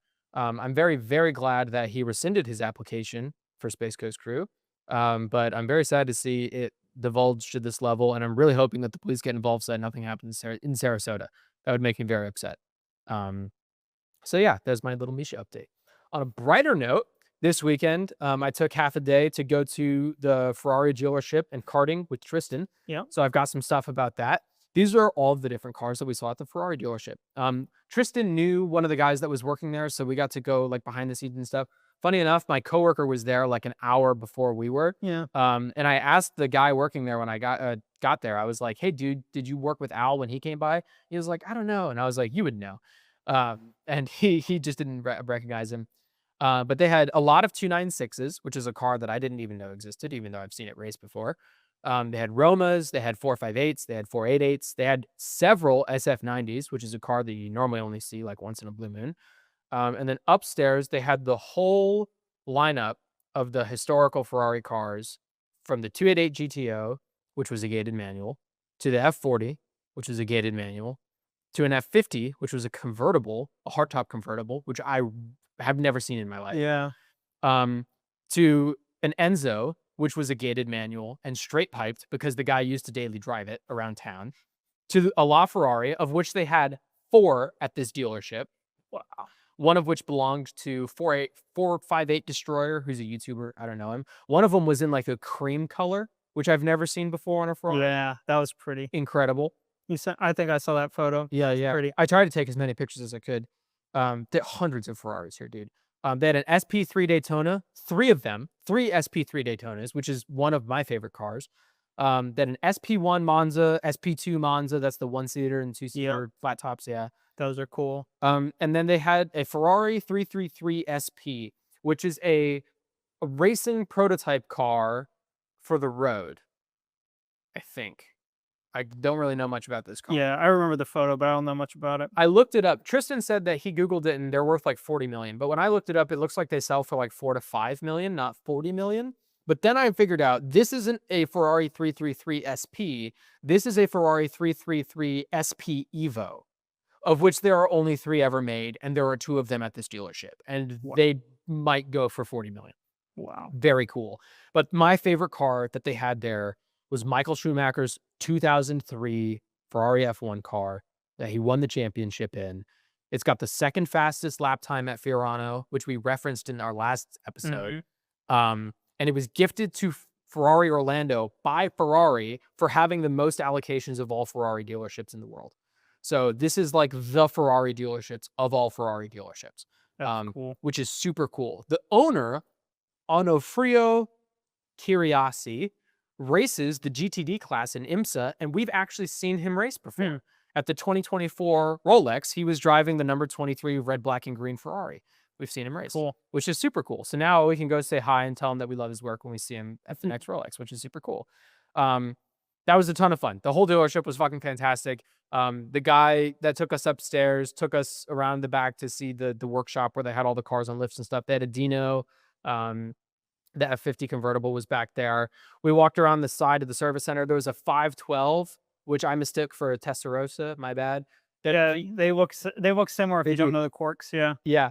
They had a GT3 race car in the front as well. Just so many fucking awesome, crazy, cool cars. One of them has a gap under the headlight. You can't see it unless you like get right down at eye level with it, but it's a brake cooling duct. Super cool. That's the 296. I just had a blast. I really wish that you would have come. We're gonna go back again sometime, and we're gonna make sure that the guys that we know are working there, so that we can go. There's an upstairs garage that I did get to go to with customer cars that go way back. We got to see the spec room where when you go, you like pick your color leather and color carbon fiber and the felt and whatever. We got to see the special wheels that only go with the SF90XX, so the racing version of the SF90. It's got like an orange rim around the side of it. And they're actually getting one delivered in the next few weeks for a customer. And I was like, dude, I might come back to see it because that's a crazy cool car. But we got to see that room. They gave us this little booklet that I grabbed for you with all the Cool. I don't even know what's in there, but I figured it was right up your alley. It's official Ferrari, do one Ferrari. Yeah. So I thought you'd like that. I used to go to dealerships in Massachusetts, and I would go in and look at the cars and grab booklets. Yeah. And the Porsche guys were always nice. They're you know, the Porsche guys, they see my 17-year-old ass walking in there and they're like, he's here for booklets. And the sales guy would come up and he'd be like, hey, like, you want to check out the cars? I'm like, yeah. Yeah. And he would show me the cars. He's like, you want some booklets to take home? I'm like, yeah. And he's like, which ones do you want? He got a whole rack of booklets. I was like, I want that one and that one and that one. I'd take like 3 or 4 booklets home and be like, thanks. And then we There's a whole Porsche dealership right next door to the Ferrari one that I really wanted to go through, but we ran out of time. yeah. Because we went racing at Orlando Karting Center after that. 458 Italia. Yeah, there you go. Yeah. So when we went to Orlando Karting Center, Tristan raced karts when he was younger, and he raced Formula 500 cars. And then I can't remember why he had to stop. He came to the States for college or something like that. I can't remember. But we went to OKC, and he was really excited to race me. And I was like, you're going to fucking blow me away because I have informal training by Sander over the last 2 years. I started racing 2 years ago. So like, whatever. But I do know the track very well because it's the only track I've trained on. So I was like, maybe I'll do okay, right? And so we did 3 sessions. And my best time of all time that's digitally recorded is a 108.488. That's only the digital records. I have to go through my paper records because I know that I've been in the 107s, but I can't find it on RaceFacer or in my digital records anywhere. So I have to go double check. But my times in these sessions, in the first session, I finished first with a 109.7. There was traffic, so not my best. The second session, I finished third at a 110, and I had no brakes. I could not get the cart to lock up, even with full brake at full speed. At no point would it lock up, so I really just couldn't do anything with it, but I still finished third. And then in my last session, I finished first again with a 109.8. But it was a scruffy lap. I was really wide on all my apexes. I had to make a couple overtakes, and a kid spun out right in front of me on like lap 4, which cooled the whole cart down. So not my best running by roughly a second, but I still got the 3rd fastest time of the day. And I was able to keep up with Tristan pretty well. I finished in front of him 2 out of the 3 races, which was fun. Yeah. And the short track layout fucks with the times on RaceFacer. I figured out what's going on. On Mondays and Tuesdays, they shorten the track layout. And it's meant to be like pro karts and shifter karts and private runnings, but for some reason there's rental kart times on there. So I'm guessing that the employees ship them down. They do a switch. They'll run like a owner's cart and then they'll run a rental and then an owner's and then a rental. But haven't we been there for that before? So I believe during the weekdays they do that shifting. Yeah. On weekends, just the morning portion is dedicated to owners. So they don't do like the flip flop. But they changed the track layout. Yeah, they used to not do that. Well, they used to do that, but they used to make it longer for the owners. Yeah, which is what I thought. Yeah. So now they cut it off they extend the turn 10 hairpin and then they cut it off right after turn 12 and like cut out the Interesting. whole turn 1 through 5 section of the track. It's Oh, weird. wow. But so on Race Facer, so like a competitive time is like maybe a 107, 106 around the regular layout for rentals, right? Yeah. But on Race Facer, the fastest time is like 40 seconds. And it's because they shorten the track and then still run the rental carts. Yeah. And sometimes people run a really slow time on the short track, which is like a 103, and that looks like a crazy fast time on the regular track layout, but they're all blended together. So I can't see where I'm at on the all-time record or anything like that. All I can see is the daily time and the weekly time, whatever. Yeah. But afterward, we were talking to one of the employees about it, and he was like, "Oh yeah, like they run the short track layout, whatever, but they're not supposed to run the rentals. But I guess people take them out. I don't know." And I was like, "Yeah, I'm not sure." And I was like, "When my buddy and I used to come, we used to set way faster lap times." He's like, "Yeah, well, the track is really hot, and the carts are getting old, and the tires are used. So, like maybe there's not as much pace." And I was like, "Yeah, I mean, we're running like a solid 4 seconds off the pace." And he was like, "What?" And I was like, yeah. He's like, no one's ever running the 105s here. And I was like, my friend has. And he was like, no, he has. And I was like, he has. And he was like, I've been working here for the past 2.5 years, and I've never seen someone go faster than a 106.1. And I was like, maybe you weren't working on the day that he came by. And he was like, no, I promise you, the fastest time that anyone's gone is a 106.1 here in these rental carts on this layout. You are wrong, sir, because I found the paper printout. I defended your honor in person, and I went through my records, and I found by my records, which are not complete because you have more of your papers than I do, in a rental car, you went 105.856. So you are wrong, sir. Walk, walk. That's my life Got it. update. That's my life Thanks, update. man. Yeah. Appreciate it. That's funny. That's all I got. Cool. I enjoyed that one. That was All fun. right. You want to get into the actual podcast? Yeah, let's do it. Okay. So today's podcast topic is on what does sudden success look like? So I have written here, sudden success can occur one of two ways. One as a result of your action and the other as a result of others' action. The first occurs when your actions work well rapidly. This indicates either a deep understanding of your niche and having learned lessons from others, which is certainly not rapid, that takes time, or getting incredibly lucky and not truly understanding why it's working. The second way of sudden success can occur is as a result of being given something, right? So when success is dropped in your lap, in other words, right? This can come in the form of an inheritance, winning the lottery, winning a lawsuit, or discovering one of your current assets has incredible value. So, for example, your toy collection from when you were a kid is now incredibly valuable. The common trend here between the two, barring nailing it the first time, because that still indicates that you did a lot of preparation ahead of time, and that's not very rapid, but of the rapid options, it's not being able to replicate the success. That's a common thread that I have. What does sudden success look like in your eyes? Sudden success. The first thing that came to my mind was like something like a lottery win. Mm-hmm. Like, I think that the idea that the harder you work, the luckier you get is very true. Mhm. Like, it's people. I think a lot of people look at windows of time, or they look at someone's success and they go like, oh, like he used to be this person 5 years ago, like with nothing, and now he's got like a Ferrari. Like, oh, he just got lucky. Yeah. And it's like, no, you just don't see the middle portion that they went through. Right. Right.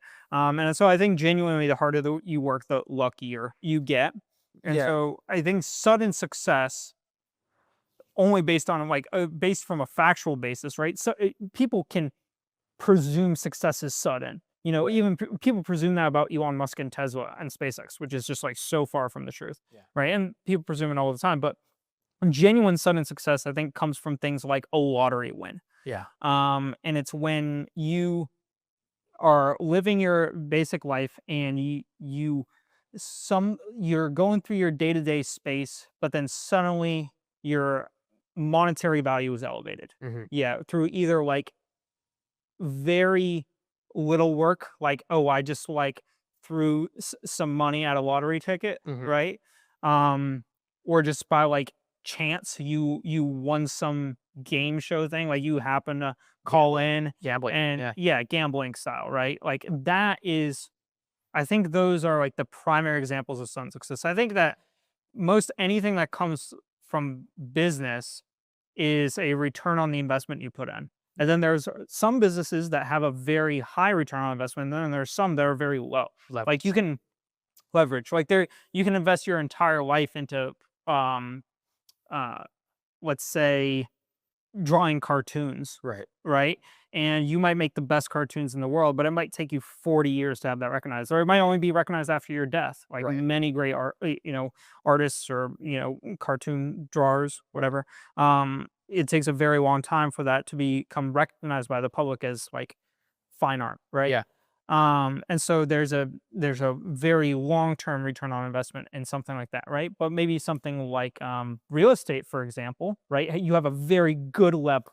Like, if you work hard, you have a good lever to utilize Right. to like push. And it takes a ton of effort to be successful, and you're very much on that path, right? But that's an awesome lever that will grow proportional to the amount of effort you put in. Right. And that's something that you could really utilize in a really great way. Right. It's similar with dropshipping. Once you get that lever going in the online space, that's a lever that you can utilize. And once you figure it out, like that's something really handy, right? Yeah. And then there's an infinite things that fall in the middle. Like, I would say that something like, a general, let's say, mechanic body shop, Right. right? Like that's a lever that falls in the middle. It takes, or landscaping. Like that's a lever that I know some guys who have sold their landscaping business for 50-60 million dollars, Mhm. that I've met over the course of the years, especially around here. There's a lot of landscaping stuff Yeah. going on, right? But that lever takes 20-30 years to build, Right. right? And so it takes a lot of grit, Yeah. but sudden success to me is pretty much solely around gambling or a lottery style win where you just happen to stumble upon something in a genuine way, not just like in the eyes of other people, but like Yeah. you genuinely kind of just stumbled into this thing on a win. Like now suddenly you're worth $1 million or $10 million or $100 million, Yeah. right? Yeah. That's what I have. Yeah, I've mentioned that. Yep, nothing to something after minimal to no effort. Nothing to something after minimal to no effort. Yeah. I think there's an interesting case scenario too. I like what you said about luck because Yeah. it's like I really love to say this about job interviews. This is separate from the discussion that we Sure, previously had yeah. about job interviews, but this is for other people. Um, you know, um, there's a mutual friend that you and I know. We were trying to help them get a job a year or two ago. And they would say like, "Oh, I don't." We would give them like an opportunity. We would say like, "Hey, you should apply to this one. I know a guy. He'll give you an Mm, interview, whatever." And they would say, "Well, I don't like that job, right? Or I don't think they're going to pay enough, or I don't want those hours, right?" yeah, And it's like you actually can't turn down the job because you haven't had it offered yet. You have to apply and go sit in the interview and then do the interview and then be offered the job to then have the opportunity to turn it down. right. You can't turn it down without applying, right? And so as far as luck goes, it's like if you apply to 55 jobs and you get offered 10 of them and you turn down 5 of them and then consider the last 5, that's a way better position to be in than only applying to 2 and not getting like Yeah, accepted for either, right? yeah. So it's like you have to put in the work to get the opportunity to make a nice choice, right? Yeah, and it's bringing it back to our discussion too. Like I totally could have spent my entire weekend prepping for the lab tech interview. I could have brushed up on all my MATLAB skills and C++ skills and like really dove into the site and like really figured out what this company is like and like really dug in and dug in and dug in. And like I just made the choice not to do that, right? Right. And that's on me. Like I totally could have dug in, right? And so my point being in that is like the outcomes you receive are a factor of the inputs you make, Right. right? And so I could have done brilliantly on this phone interview, very likely if I'd like spent a ton of time digging in. I chose not to and kind of just like put something out there, get my bearings going a little bit, and like I didn't expect much of anything from it, right? Right.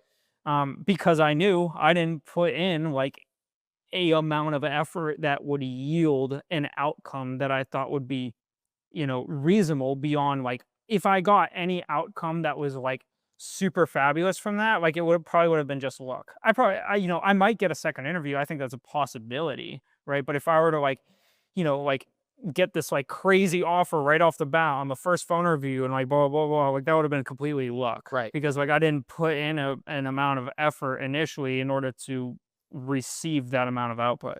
Yeah, you could even take it a step back further and say, how did you come to find out about the job position? It was through networking, right? Yeah, Kava bar. So if you didn't network at the kava bar, you could go sit with your headphones on at the end of the bar and not talk to anybody and sure. get your work done. But through networking, you made your own luck by knowing more people to get contacted for this opportunity. Yeah, Right? It's kind of like you make your own luck. Um, The primary example I have here of sudden success is the lottery thing. So, well, actually, okay. So the lottery example is a good example of success falling in your lap, where literally the only action taken by you is very small in comparison to the output that then occurs, right? Um, so you've heard of the like 70% of lottery winners go broke thing before. I did research about this for this podcast, and I found out that that's actually a myth, and it's probably based on survivorship bias. Like the planes that came back from World War II with bullet holes in it, they were like, oh, we should strengthen the areas that there's bullet holes in, right? But actually, you need to lighten up those areas and then strengthen the other areas, because if they're coming back, it means they haven't been shot down and incapacitated, right?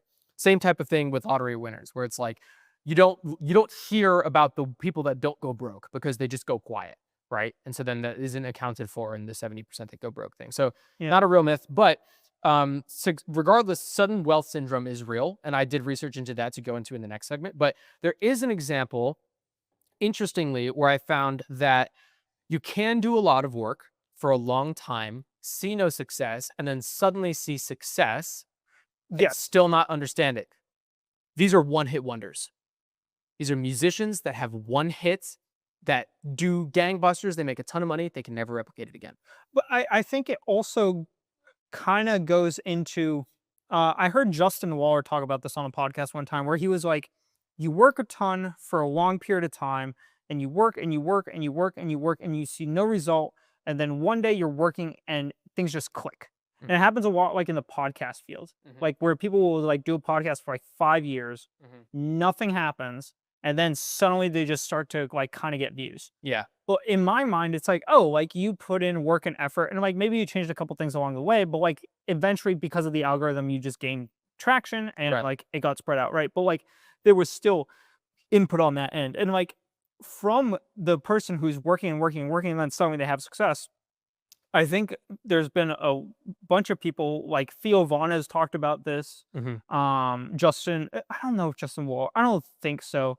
I know Theo Vaughn for sure has talked about this imposter syndrome kind of feeling where it's Mhm. like you work a bunch and you're kind of doing your own thing and you're like settled into your groove, but like then all of a sudden like it feels like all of a sudden you just become famous. Mhm. And like sometimes the blow up is very, very quick, right? It Right. might just be like one video that hits really well and then you're like famous, right? Right. Um, but like, that there is still I think even in some of those cases where like people blow up, there's still a lot of work on the back end that happens. Right. But what's interesting about the one hit wonders, different from Mm. like Theo Vaughn, is that Theo Vaughn has had the same podcast for the entire time that Theo Vaughn has had his podcast, Yeah. right? But the algorithm has shown it to more people and it's resonated with more people, right? So right now, the YouTube algorithm shows our podcast to 5 people. I know one of them it really clicks with because Zap texts me every week saying that he's inspired by our podcast. It turns out that he used AI to write the code to make the Rise email subscription that gives you the summary of all the space stuff, which is super cool. I didn't know that he Mm. used AI to write the code for it. That's Huh. awesome. I thought he was doing it all manually. Awesome job, Zap. But of the 5 people that watch our podcast, one of them is inspired and really enjoys it, right? Yeah. So I know that when the algorithm shows it to more people, if it showed it to 500,000 people, then we would have 100,000 people subscribe, right? We're going to make the same podcast no matter what. It's the algorithm that's the difference. But there are a lot of musicians that have whole careers of songs and only one of them did well. And what's interesting about the one hit wonders to me is that they don't understand why that one song did well and they can't replicate it. And it's not the amount of people listening to it, it's not like the beats per minute or anything else. It's like an intangible. It's like how sometimes artwork just doesn't sell for what you think it's going to sell for because it's entirely subjective, right? Yeah. But that's a really interesting example of sudden success where the input can equal the output, but then it just stops. It's like I've worked for 10 years to get good at music. I have one song that does well. And then the next 10 years, I do the same input with no output and the ratio changes, which is super interesting to me. Yeah. But the common thread there, and it's one that I'm going to keep pulling on, is if you can't replicate it, then you don't truly understand why it worked in the first place. Yeah. I mean, that's where I'm at with ads. It's like I have something that works decently, but I haven't been able to effectively replicate it. And ultimately because I don't really understand why it works. And I'm trying to figure that out. And Right. um I'm confident that I can figure out why it works, Right. right? Like that there's there I- this I know of some variables in the ads that I can manipulate. Messaging, hook, the video the sound of the voice, what the voice is saying, the call to action, right? Like there are some things that I know, and then there's probably other things that I don't know that really resonate with the ad that actually might be working well. Like maybe the combination of like the blue and the lighting in the ad, like pops the algorithm in a certain way because the algorithm knows that this color combo resonates well with this audience, and then it just shows it to them, and that's who buys, right? Like maybe that's something I have no friggin' idea, Yeah. right? But like that is definitely a possibility. Yeah. I'm just in the process of trying to figure out what works about that ad and then implement it in my other ads. But it's a process and it will take me a while, right? Like, and I try to keep things in the bigger perspective, right? Like if I was looking back on this time period from 5 years from now, and I was like, hey, like it took me 8 months to find a winning ad. It Right. took me a year to find a winning ad. It took me 2 years to figure out how this model works. Like in the retrospective life, I'm like, oh my God, like it only took me a year to figure out how to completely change my life. Right. Like that seems awesome, right? When I'm going through right now, it feels like every hour I'm like grinding, grinding, Yeah. grinding, grinding. But like in the bigger picture, I'm like, there's a bigger timeline here. Like it'll all be okay. This is the story, Mhm. right? And I go into like the story aspect a little bit more in sections 2 and 3. Yeah. That's most of what I had for section 1. I think you recognizing that making it replicatable is what's valuable, is what's different from people who can actually cope with the fast success and not, right? Mm. And that's most of what segment 2 is. So let's if that's everything for segment 1, then we'll roll right into that. That's all I have. Yeah. Okay, so segment 2 is on why sudden success actually might suck. Sudden success takes form when input does not proportionally equal the output. So think of it like climbing a flight of stairs and finding yourself at the top of a mountain. There's actually an interesting anime show about this. I've never seen it, but I know it's popular. The protagonist is called One Punch Man. Have you heard of this? The whole premise is that this guy can defeat any opponent with a single punch. And that takes the fight out of every story and makes the writers really work at a story that's compelling not for its action sequences, but its moral dilemmas. Hmm. And the whole reason this show is interesting is because the audience is so used to enduring the length of a story in which the hero overcomes odds, takes on challenges, and emerges victorious. Finding finding sudden success indicates that your goals may not have been aggressive enough, either because your capabilities outweigh the challenge, like playing soccer against first graders, or you have an advantage you might not deserve, like playing soccer against a professional team, but you have an aim assist robot leg that makes you unbeatable, right? Um, so that's a lot of rambling. What are your thoughts? What are your thoughts on this section? I was actually reflecting about this today, partially in preparation for this podcast, partially because it was, I think, just generally been on my mind a little bit. Yeah. Um, but I'm I'm really glad. I don't know if I'm glad. I guess I am. I'm glad and also thankful, I would say mostly, that I didn't like stumble into a format that works perfectly within the first 6 months of business. Hmm. Because like looking back at the person I was then, like I wasn't let's even go back to like middle of college when I was still like playing with some trading stuff, Yeah. right? Like I was unfit, I was undeveloped, I had a lot of personal growth to do. And like if you gave me $500,000 at that point, I would have done nothing but been a fiend with it. Yeah. Right? Like there was no mental construction of like what how can I do good with this money? Like it would have just been for like personal like fun and like just like throwing out there. And like I have no idea who I would have become, right? But I don't think it would have been a well-rounded. I don't think it would have at least taken me longer to become a well-rounded, compassionate person because I would have just had all this money that would have just amplified the person I was then, who was like naive and caring, but like also just like wanted shit to want shit, Right. right? Um, and so, I'm this process of business. I think I've mentioned it before on the podcast, but I really do genuinely feel it is like to become a millionaire or a 100 millionaire or a billionaire. Like that's all cool, but for the monetary, freedom of that, right? But also thinking about the person you will have to become in order to be worth $1 million or worth $100 million or worth $1 billion. Like that process is really intriguing because it's like, who do I have to become to be able to have the grit and perseverance to be able to achieve that? Like that's something really intriguing and cool to me. And so I think that this process of like putting in inputs to get some outputs and putting in inputs to get some outputs Yeah. and like working and working is a really powerful process for self growth. And Yeah. I think that business is an excellent vehicle in order to facilitate that because it's very, even if it doesn't seem cut and dry, at the end of the day, it is cut and dry. Hmm. Like either your ads don't work or they do work. And it's up to you to figure out why they do or they don't. Or either the sale goes through or it doesn't go through. And then you got to figure out why it did or didn't go through. And there's like, even if you don't see them, like even if they aren't clear, there are very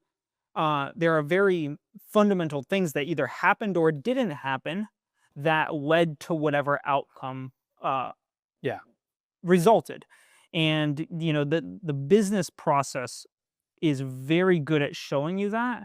And without that like rough cut period, like you don't really get the story aspect to grow you into that person who's worth that amount of either monetary money or even just like grown that much as a person as a whole, like who you are as a character and a human being, right? Like that story and process is really valuable.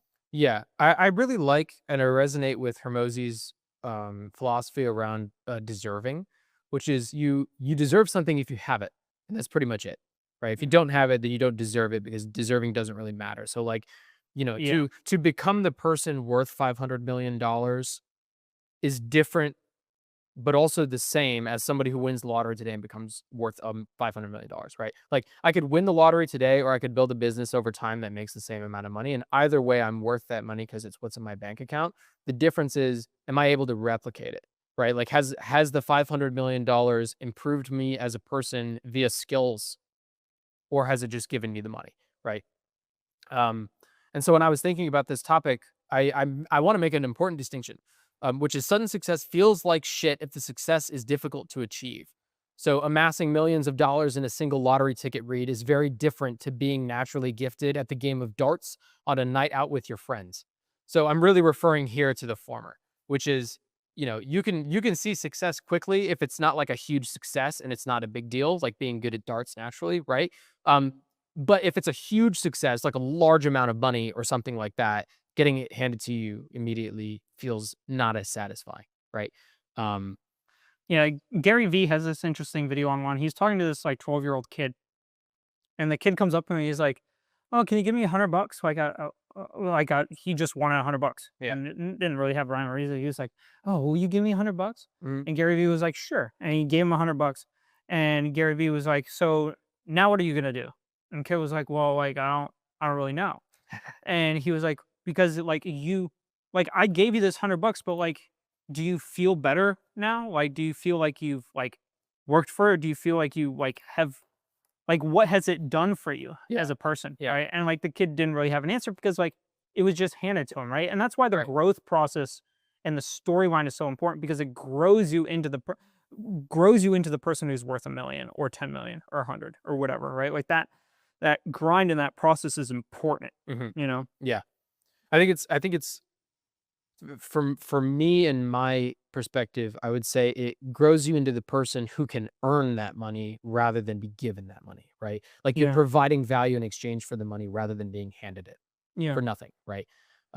Because if that kid ask Gary Vee like, "Hey, I'll shine your shoes for $100," and the kid shines his shoes, then he's providing value to Gary Vee that Gary Vee values at $100 rather than just being gifted something, right? And gifts feel awesome, right? Yeah. If it's from a loved one to show that you care, right?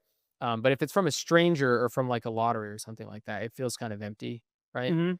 Um, it's funny because when we were racing yesterday, um, I've never been like first in a session because I always go racing with you.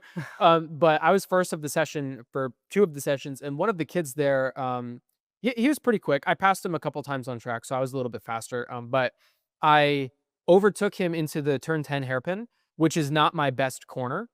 I did a bunch of overtaking to the hairpins this week. I did really well. Nice. But I overtook him and I was gaining on him slower than I would have liked going into the corner. I was probably just alongside him, maybe like 5-10 meters before the braking zone, right? And so he was the kid like looking back Oh, all the time, right? So he looked back and he saw me coming. And so as I got up next to him, he moved a little bit more over to the outside to give me a little bit more line. And I took that line and I squeezed him a little bit to the outside. And I braked really late to force him to go way deeper in the corner. So even if I didn't have the perfect line, he would have to go even deeper, right? And I braked so late that as I got through the corner, I slid the rear out a little bit. So I countersteered, right? So I oversteered a little bit probably into his line. I couldn't see from behind me because I was looking ahead, but it was maybe not my cleanest overtake. So afterward, I came up to him and I was like, "Hey, man, that was not the kind of overtake that I wanted to do. I'm sorry. I wish it was cleaner." And he was like, "Dude, it's racing. Don't worry about it." And I was like, "Cool." And so we went in and we were looking at times, and then I was talking to Tristan about the your 105 and the fastest times, whatever.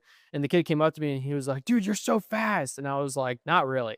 And he was like, "Dude, you're like third fastest of the week." And I was like, "That's I don't know." And we were talking and he was like, "Man, I'm past my prime, dude." And I was like, "How old are you?" And he was like, "I'm 14." And I was like, "When were you in I your didn't know shit when I was born. I was like, "When were you in your prime?" And he was like, "Oh man, when I was 12, I was so fast." And I was like, "Buddy, please write this down and remember this and look back on it in, I mean, 10 years.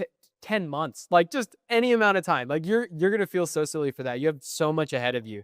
And then I told him, I was like, think about it this way. I'm 10 years older than you. So I'm almost twice your age and I'm quicker than you. And I have every bit of confidence that you can be quicker than me when you're my age. So that must mean you're not at your prime yet. So just be easy. All right. Be easy Yeah. on yourself. And I weigh 4 times as much as you, right? So if that's the case, you can definitely get quicker. He was a nice kid, but I thought it was really funny that he was that young saying, whatever. And I'm sure that's how people view us at 24 on this podcast. Like, oh, you like 50-year-olds are like, you have so much life ahead of you. And Right. like, I can figure this out right now. Right. Yeah. But so in terms of getting wealth handed to you like all at once, or I say wealth success, right? There's something in psychology called sudden wealth syndrome, which is where, let's say you win a lottery, right? So earlier you mentioned if you were halfway through college and someone gave you 500,000, you would have spent it poorly, right? If I gave you $5 million today, would you tell people that you had it? Would you not? Would there be signs? What would you do with it? Um, I'd probably be doing exactly what I'm doing now. Um, I'd I'd probably I'd probably get my cars sorted out. Mhm. Um, if I got handed 5 million, I think I'd still be doing the same thing I'm doing right now. Would you tell people about it? Mm, Probably not, but my car wouldn't have codes on it anymore. No one would. I think I would like that. No one would ever stop. Yeah, Yeah. you'd be a lot happier every day. That's for sure. I would feel a lot more free. So why wouldn't you tell people? Um, because what aspect of I think that fundamentally the inputs I've given have not earned me that output Mhm. because I haven't received that output. So why would the inputs I've given thus far warrant an output like that? Like I haven't seen it yet, and so therefore I still need to work towards that. So you wouldn't tell people about it because you would feel that you hadn't really earned it. That's part of it. I mean, I think there's also a part of it that's like general humility. Like, there's there's no real benefit. Like, I would say there are many negatives and near zero positives to like telling people like, "Hey, I have $5 million in my bank account now." Mm. Like, it's Mhm. just like it doesn't make me any more valuable as a human being. It doesn't like strengthen my connection with the people around me, Mm. right? Like I think that in subtle ways it would probably be present. Like if I were to invite people to the Rolex, now there would be 7 BMW Championship Club tickets and not 2 that we have to ghetto share, right? Or whatever theory. Right? Like there would be signs in that way, right? But like to like tell people like, oh, like look at me, I'm worth 5 million now. Like I don't really see much benefit in that. I think that I could see the benefit in the freedom of my life, and then I can share that to the people around me without rubbing in the monetary value of it. Mm. Like I could just spread that wealth or that care in ways that are effective to the people around me. Like, Right. going on a nice trip to the Rolex, and not worrying about, payment on anything and just kind of like rolling with it and enjoying the time. Right. Or, fixing the codes on my car or, the canvas top or, like rolling up to Palhana in the Porsche one day because Mhm. it's fixed, So like stuff like that. Like there would be signs, of course, because my life would change in those kinds of ways, but I don't see myself like changing as a human being and how I interact with the people around me. right. So the fundamental, like the core principles of sudden wealth syndrome, these are things that people experience when they're a one-hit wonder, they're suddenly famous, they win the lottery, things like that. Yeah. Sometimes you win so much money that you can't not change your lifestyle like that. Like it's very rare for someone to win the $600 million Powerball and not get a sports car because it's so Yeah. small in comparison, right? Um, but they'll feel anxiety and paranoia over fear of losing the money or being worried that they'll be taken advantage of, because people will view them differently, right? And because they haven't earned the money, but they have the money, and so if I don't deserve the money and I have it, then you have just as much right to ask for it from me as I do. Money is resources. I mean, I would utilize it in order to continue growing my business. Right. And I would obviously have more available capital to do so, and probably would be able to grow it in more ways than I can now because I can only afford to grow it in so many ways right now, right? Like Right. I could join an agency that, has spent the last 20 years developing ads, and they could create ads for me if I had Right. $5 million in the bank account, right? Right. But, I'm not at that point because I can't shell out 10 or 50 grand. Yeah. So I have to figure it out on my own. Like my opportunities would change, but like the fundamental the way that I run my life, I think that it would be relatively similar. I mean, Yeah. I would really love to $5 million. afford racing, right? Yeah. Right? Like there are definitely I would be completely lying if I said there are things that I wouldn't like change fundamentally about my life if I had wealth. Like, a big part of the monetary wealth that I'm seeking is for freedom of life so that I can race and enjoy life. Like those things would be introduced. But like fundamentally, if I got handed $5 million tomorrow, like I would absolutely utilize that resource in order to grow the business to make it reoccurring and make it actually form into my life so that I can continue to have that and support myself. Yeah. I wouldn't just take the 5 million and then sit on a beach for the next 60 years. Right. Like that's not me. And we're a special case because we are working toward this hypothetical 5 million as an end result or mid end result, no matter what. But a lot of these people, they work at a gas station and they win like 600 million, right? And so they don't know what to do with it, right? Because Yeah. even if you handed me 5 million today, I still wouldn't feel truly as though I hadn't earned it because I know I would put it to good use and not waste it, right? So it'd be like I'm Yeah. going to take advantage of this opportunity and not totally Oh, blow it, of but it's course. not like I'm an irresponsible person to give it to, right? Yeah. If you give me 5 million when I was 18, though, I'd be fucking buying a Ferrari F40 tomorrow. Yeah. Immediately. Yeah. Zero, Yeah, zero it's consideration of anything else. yeah. I'd blow that money in 3 years just Yeah. racing and enjoying life. Yeah. No perspective, right? And then I'd probably get down to 1 million. I'd be like, oh, I got to figure my shit out right now. Yeah. You know what I mean? But Yeah. like, I would get down to 1 million quick. You know what Yeah. I mean? Because it would just be like, oh man, I want to enjoy it, right? But Yeah. like now I'm like, okay, like how do I strategize it? Yeah. Well, and I think also if other people know that you have the money, it really changes your relationship with those people, not because you feel differently, because they feel differently. And Mhm. even if they don't feel differently, you might still think that they do. So another one of the symptoms here, in addition to paranoia, is social withdrawal. Because relationships might be strained because they know that you have money, trust issues or isolation, people Yeah. asking you, you feel a lot of pressure from people asking you for money, right? Um, and another one is guilt or shame, for feeling undeserving, or having imposter syndrome or survivor's guilt if other people that you know are struggling maybe more than you for money. Now you have all this money and they don't. Um, it can impair your decision making via impulse buying, like 18-year-old Sander with 5 million. Poor investments, like 18-year-old Sander with 5 million. Avoidance of financial planning, like both of us right now with no 401k. Or the general like thought of like if I have this much, then I can't run out, and then they do.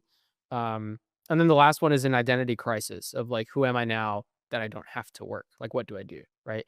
And what's awesome about the podcast and the personal growth that we're doing is that regardless of how much money is in our bank account, the way that we live our life doesn't change. It's just what we're able to do with our life that does. So if we did have 5 million right now, we'd be able to do a lot more, a lot faster with our business. But without the 5 million, it's just going to take me a little longer to do it, but we're still going to do it. Yeah. Right.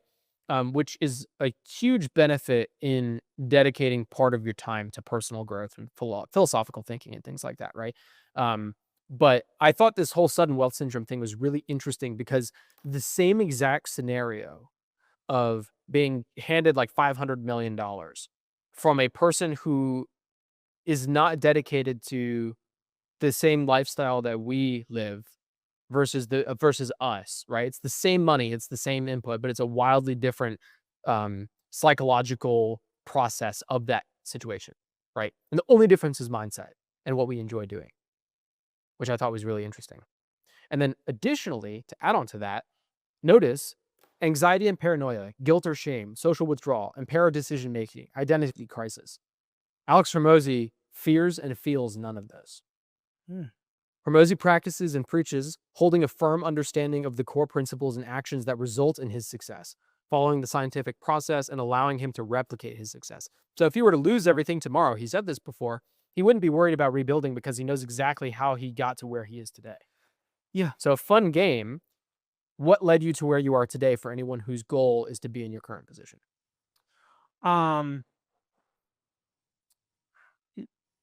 the the endless pursuit of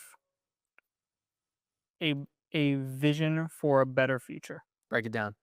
I would say, So in comparison here, for a lottery winner to tell someone else to replicate what they did, they would say, go buy lottery tickets, right? right. And for Hormozy, we're trying to get to where Hormozy's at, right? Yeah. All his content is to help us get there, right? But what if someone is like, dude, I just want to be an engineer working for NASA and that's it. I want to live exactly where you're at. What would you tell them to do? To Oh, replicate? work hard in high school. Um, uh, try to get some space related internships at a space company. Mhm. Go to college, get a engineering degree. Make sure you actually work to get good grades so that you can have a decent GPA. Yeah. Spruce up your resume. Apply and continue to apply until you get into the field. And then once you are in the field, to work really hard and go above and beyond and continue to seek for opportunities in the space industry that can put you in a more influential position and then continue on that trajectory. So none of those steps included hope, luck, anything like that. It's No, all of those just inputs. exactly. Yeah. All of those steps were do this, then do that, then do that, right? Yeah. And what's interesting about the sudden wealth syndrome is it's like play the lottery and hope you win. Play the slot machine and hope to get 3 cherries. Make a song and hope that people like it, Mhm. right? And it's really easy to tell the significant difference between rapid success and success over time in do the inputs equal to outputs? And are the inputs really in your control or out of your control, right? And I thought that was a really interesting thought experiment. Yeah, I mean, I would say the road to success. The more and more I think about how like the inputs are 100% in your control. You can't choose the consequences of your inputs, but you can choose to make inputs that have a higher probability of resulting in a consequence that you prefer. Right. Um, and so but like in terms of trying to achieve anything meaningful in life, I think it's all down to the input you put in. Like Yeah. it's like I'm I don't tell anyone that I'm surprised that I still work at NASA. There's nothing surprising about me still working at NASA besides like maybe business could have taken off sooner or whatever. But like there's nothing surprising about it because I haven't fucking applied anywhere. Hmm. It's like, it's Well, like, it's not surprising because the input equals the output. right. Right. Yeah, I put in a baseline level of I'm not surprised that I didn't get a promotion. I put in a baseline effort and I show up for the hours that I'm designated. I haven't done anything extraordinary. I'm Mm. not surprised. Right. It's an exact reflection of the input I've put in. Mhm. Right. And in business, I hope to be an exact reflection of the input I put in because I put in a lot of fucking input right now and I'm hoping to see an output. Right. But I got to be patient. And it's like, if I get 20 years down the line and I continue to grind this hard and I have nothing to show for it, I'll be like, man, this is I'm being really patient right now. You know what I mean? Like, at that point, I'm like, man, this is tough. You know, but like, I don't think we'll make it to 20 years. no. I think you'll kill yourself before that. I'm kidding. Uh, You'll make it before then, or you'll switch paths to something different. Yeah, and it's like I started the drop shipping online model, and when I started that model, I told myself I'm going to give this model 3 years concretely, and if in 3 years I have done nothing but backpedal and I haven't learned anything, and my ads still suck and my products still suck and nothing is working, I will consider shifting gears. Mhm. But before that point, I don't know if I would have the fundamental knowledge or understanding or baseline to be able to know whether shifting gears or not is an option. Yeah. Right. And so it's like, I'm just going to stick to this for 3 years. I'm going to work as hard as I possibly can on it. And I'm going to continue to put in the inputs and we'll see where the outputs go. It's the push until you can't and then pivot thing. Yeah. I'm gonna push and push and push. And at 3 years, it's not like I'm just gonna, if in 3 years it doesn't work, it's not like I'm just gonna drop it right then, like on the 3rd-year day, right? Right. No, I'm gonna have a time of self-reflection and point and go, okay, I've done this for 3 years. What have I learned? What do I still not understand? Are there other options that I can do, or should I pivot? Right. And that's the conversation I'll have after 3 years. Right. It's not the conversation I'm having every week. Yeah. Right. But you know, it's just like I'm just gonna keep putting in inputs and keep trying. Yeah. I hear you. So It's a good way to say it. It's a good way to say it. That's all I have for segment 2. that I think that's pretty much yeah. I think I said what I got. Okay. I think Cool. that was a decent segment, right? Yeah. Yeah. All right, we're doing well. Sorry. Segment 3 is on what benefits do you get from earning success over time, so not sudden success. Earning success over time can be broken down into inputting action, viewing results, iterating, and then repeating that cycle of 3. So input, analyze, iterate. This is one of my like Hermosiisms. It's not his, I made it up, but it's similar, right? Input, analyze, iterate. Over and over again. Over and over again. And in doing so, you learn what works and what doesn't. And critically, why the stuff that works does and the stuff that doesn't work doesn't. Understanding the difference will allow you to correctly input the right actions consistently, demonstrating an understanding of the system and increasing your self-confidence. This means that when you do find success, it's out of true understanding of why, and then you're able to take responsibility for the success rather than attributing it to circumstance or luck. And so I think the TLDR here is that it always feels better when you earn it. And I haven't quite figured out the right way to operationalize that yet. I think iterate, analyze, iterate, or input, analyze, iterate is a good way of looking at it. And understanding that if you are giving the same input, analyzing and recognizing that the input is exactly the same, but you're getting a different output, it's for a variable that you don't yet understand, but you need to.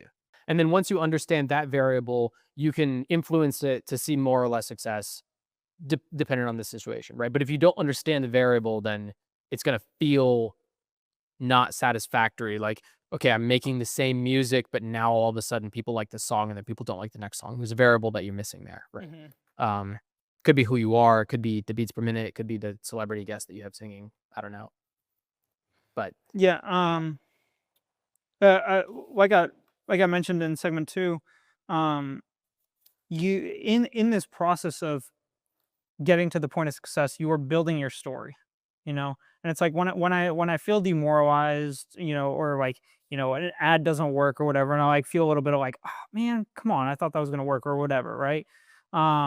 Like I think about it and I'm like, man, like how cool is my story gonna be when I finally make it, you know? And it's like, man, it'll be so awesome to like to looking back to be like, man, like I pushed through this period and I worked super hard and then I got to this point and I thought that was like, you know, this was awesome. I was able to quit my 9 to 5 and like I had a little bit of disposable income, but then I took that and I worked and I worked and I worked and I built it into this. And then I built it into this, like what I think about that storyline and I'm like, man, like I got so much opportunity ahead of me. I have so much opportunity today. If I just keep pushing, like I'm gonna build something incredible. And so I think about what helps me at least is thinking about this growth process and the process to like wealth as a story arc that will then be like part of building who you are. yeah, And I think that's a cool framework or a beneficial framework, at least for me to look through yeah. and understand. But Do you know who Notch is? no. Notch. I don't know his real name. Notch is in the game Minecraft. He is like the god Hmm. figure, god character. They refer to him as Notch, and that's because the developer of Minecraft is one guy who made the game Minecraft at home on his computer with no one else, and then it blew up into the giant multi-billion-dollar corporation that it is. And then he sold to I can't remember who for multiple billions of dollars in I can't remember when. But he is famously so depressed because he went from building a game that he loved to everybody enjoying that game and having more money than he ever would know what to do with, right? So now he's got these fancy cars and these fancy boats and these fancy houses, and he hangs out with all these celebrities who he doesn't really resonate with and doesn't know what to do with himself, and he's super depressed, right? Um, and it's an interesting case study in how if you don't have something to work toward or don't have something that you're passionate about, then the amount of money that you have doesn't matter. And so there's these two interesting ends of the spectrum where it's like I have to worry about money and what I do because I can't pay bills, and I have so much money that I can only think about things to do and I can't think of anything that I'm passionate about. And so my recommendation to Notch would be to get into racing, because that's where you go when you don't want to have money anymore. But generally speaking, with his scenario, it's an awesome example of why sudden success isn't always satisfying or gratifying. And building a story, like you're saying, is a better way. Yeah, and money has the opportunity to amplify whoever the person you are at the time you get money. Like if you're a shitty human being and you get a bunch of money, you're just going to be a shitty human being with a bunch of resources to be shitty. Right. And so I think in the process of growth, I think that anyone who goes through it has the opportunity to learn a lot, Hmm. and to take those learnings and apply them to themselves and grow, and then utilize the money that they make in order to amplify those learnings to the rest of the world. Yeah. Um, and so I think that, business is an incredible vehicle for personal growth, and there a lot that I appreciate about it. And it's challenging and it's definitely hard to push through sometimes. And there's aspects of it that are really tough to get through, but I think that Rocky cutscene is something that I'll look back on and be like, man, like I'm glad I went through that because X. Hmm. Have you seen the Rocky cutscene since our last podcast? No, You should go watch it. I know. Or the whole movie. I think that personal growth is a really important factor here that most people don't consider because most people are quick to dismiss personal growth as like touchy-feely shit. Yeah, But I think that you can characterize personal growth as more than just that. You can characterize it as acquiring new skills. So for here, I have rowing as an example because rowing really is only one stroke. You just take that stroke millions of times and you work on perfecting it alongside everybody else who's doing the same thing. And winning a race feels earned because you've taken so many strokes and you know that you've worked as hard or harder than the competition using the same tools. yeah, So the input feels equivalent to the output. And what's interesting here is that in business, leverage or efficiency means the input does not equal the output. Yet that is satisfying when you achieve it, and it's a desirable outcome. And so I believe that's because the work or input is put into building the leveraging and yeah. efficiency, not on the actual execution. And so it's an important distinction to make at the close of the podcast that it's not, it's like leverage and efficiency isn't about cutting corners. It's about improving something by putting in copious amounts of work. But in doing so, you gain the skill of learning how to build leverage and learning how to make a system efficient. And that is a skill in itself. And by acquiring that skill, you are growing yourself or personal growth. And that is what's actually valuable about getting success over time. You're giving That's yourself great. more tools and learning how to use them. Yeah, as you were talking, I was thinking about that same lever analogy. Yeah. And it's very true. Yeah. Yeah, I like that a lot. That's all I have. That's all I got. All right. Our dial-in quote for the day is a Hormozy quote. And it goes, "It's a lot easier to say all successful people got lucky than it is to admit you have no ability to delay gratification, handle rejection, or think for yourself." And so when talking about getting success quickly, it might be accurate to say that somebody who won the lottery just got lucky. But it doesn't really matter because regardless of whether they work to win the lottery or not, it doesn't change anything about where you're at today, right? Unless you're the one who won the lottery, in which case maybe work on your ability to delay gratification, handle rejection, or think for yourself, just to make sure that you've got that base covered. But You know, in general, I think the synopsis of this quote is to say instant success or sudden success. That's the name of the podcast. Sudden success isn't my preferred strategy, and I don't think it's Hormozy's preferred strategy either. I don't think it is a strategy. It's based on luck. I think it's Yeah. a strategy. It's just not my preferred strategy. Like instant gratification. Like, how would you strategize it though? Like just buy lottery tickets every day? Yeah, well, I guess the way to strategize doing so is just to hope. It's to do whatever input you're gonna do, buy lottery tickets, make music, make artwork, and then hope that somebody likes it enough to buy it, pay you a shitload of money for it, or hope that your videos go viral online, or hope that you become I guess associated. that is a strategy. Yeah. It's a strategy, but I think that what Hormozy is saying here is, it's easy to say that the people who are successful got lucky, but even the people who did get lucky and won, how does that help you? Just look at what you are doing and look at yourself. And that to us is what this podcast is. So I think that quote Heck yeah. rounds it out really well. I dig it. Cool. That's it. Well, thank you for listening. Hopefully you enjoyed the podcast, and we will see you next week.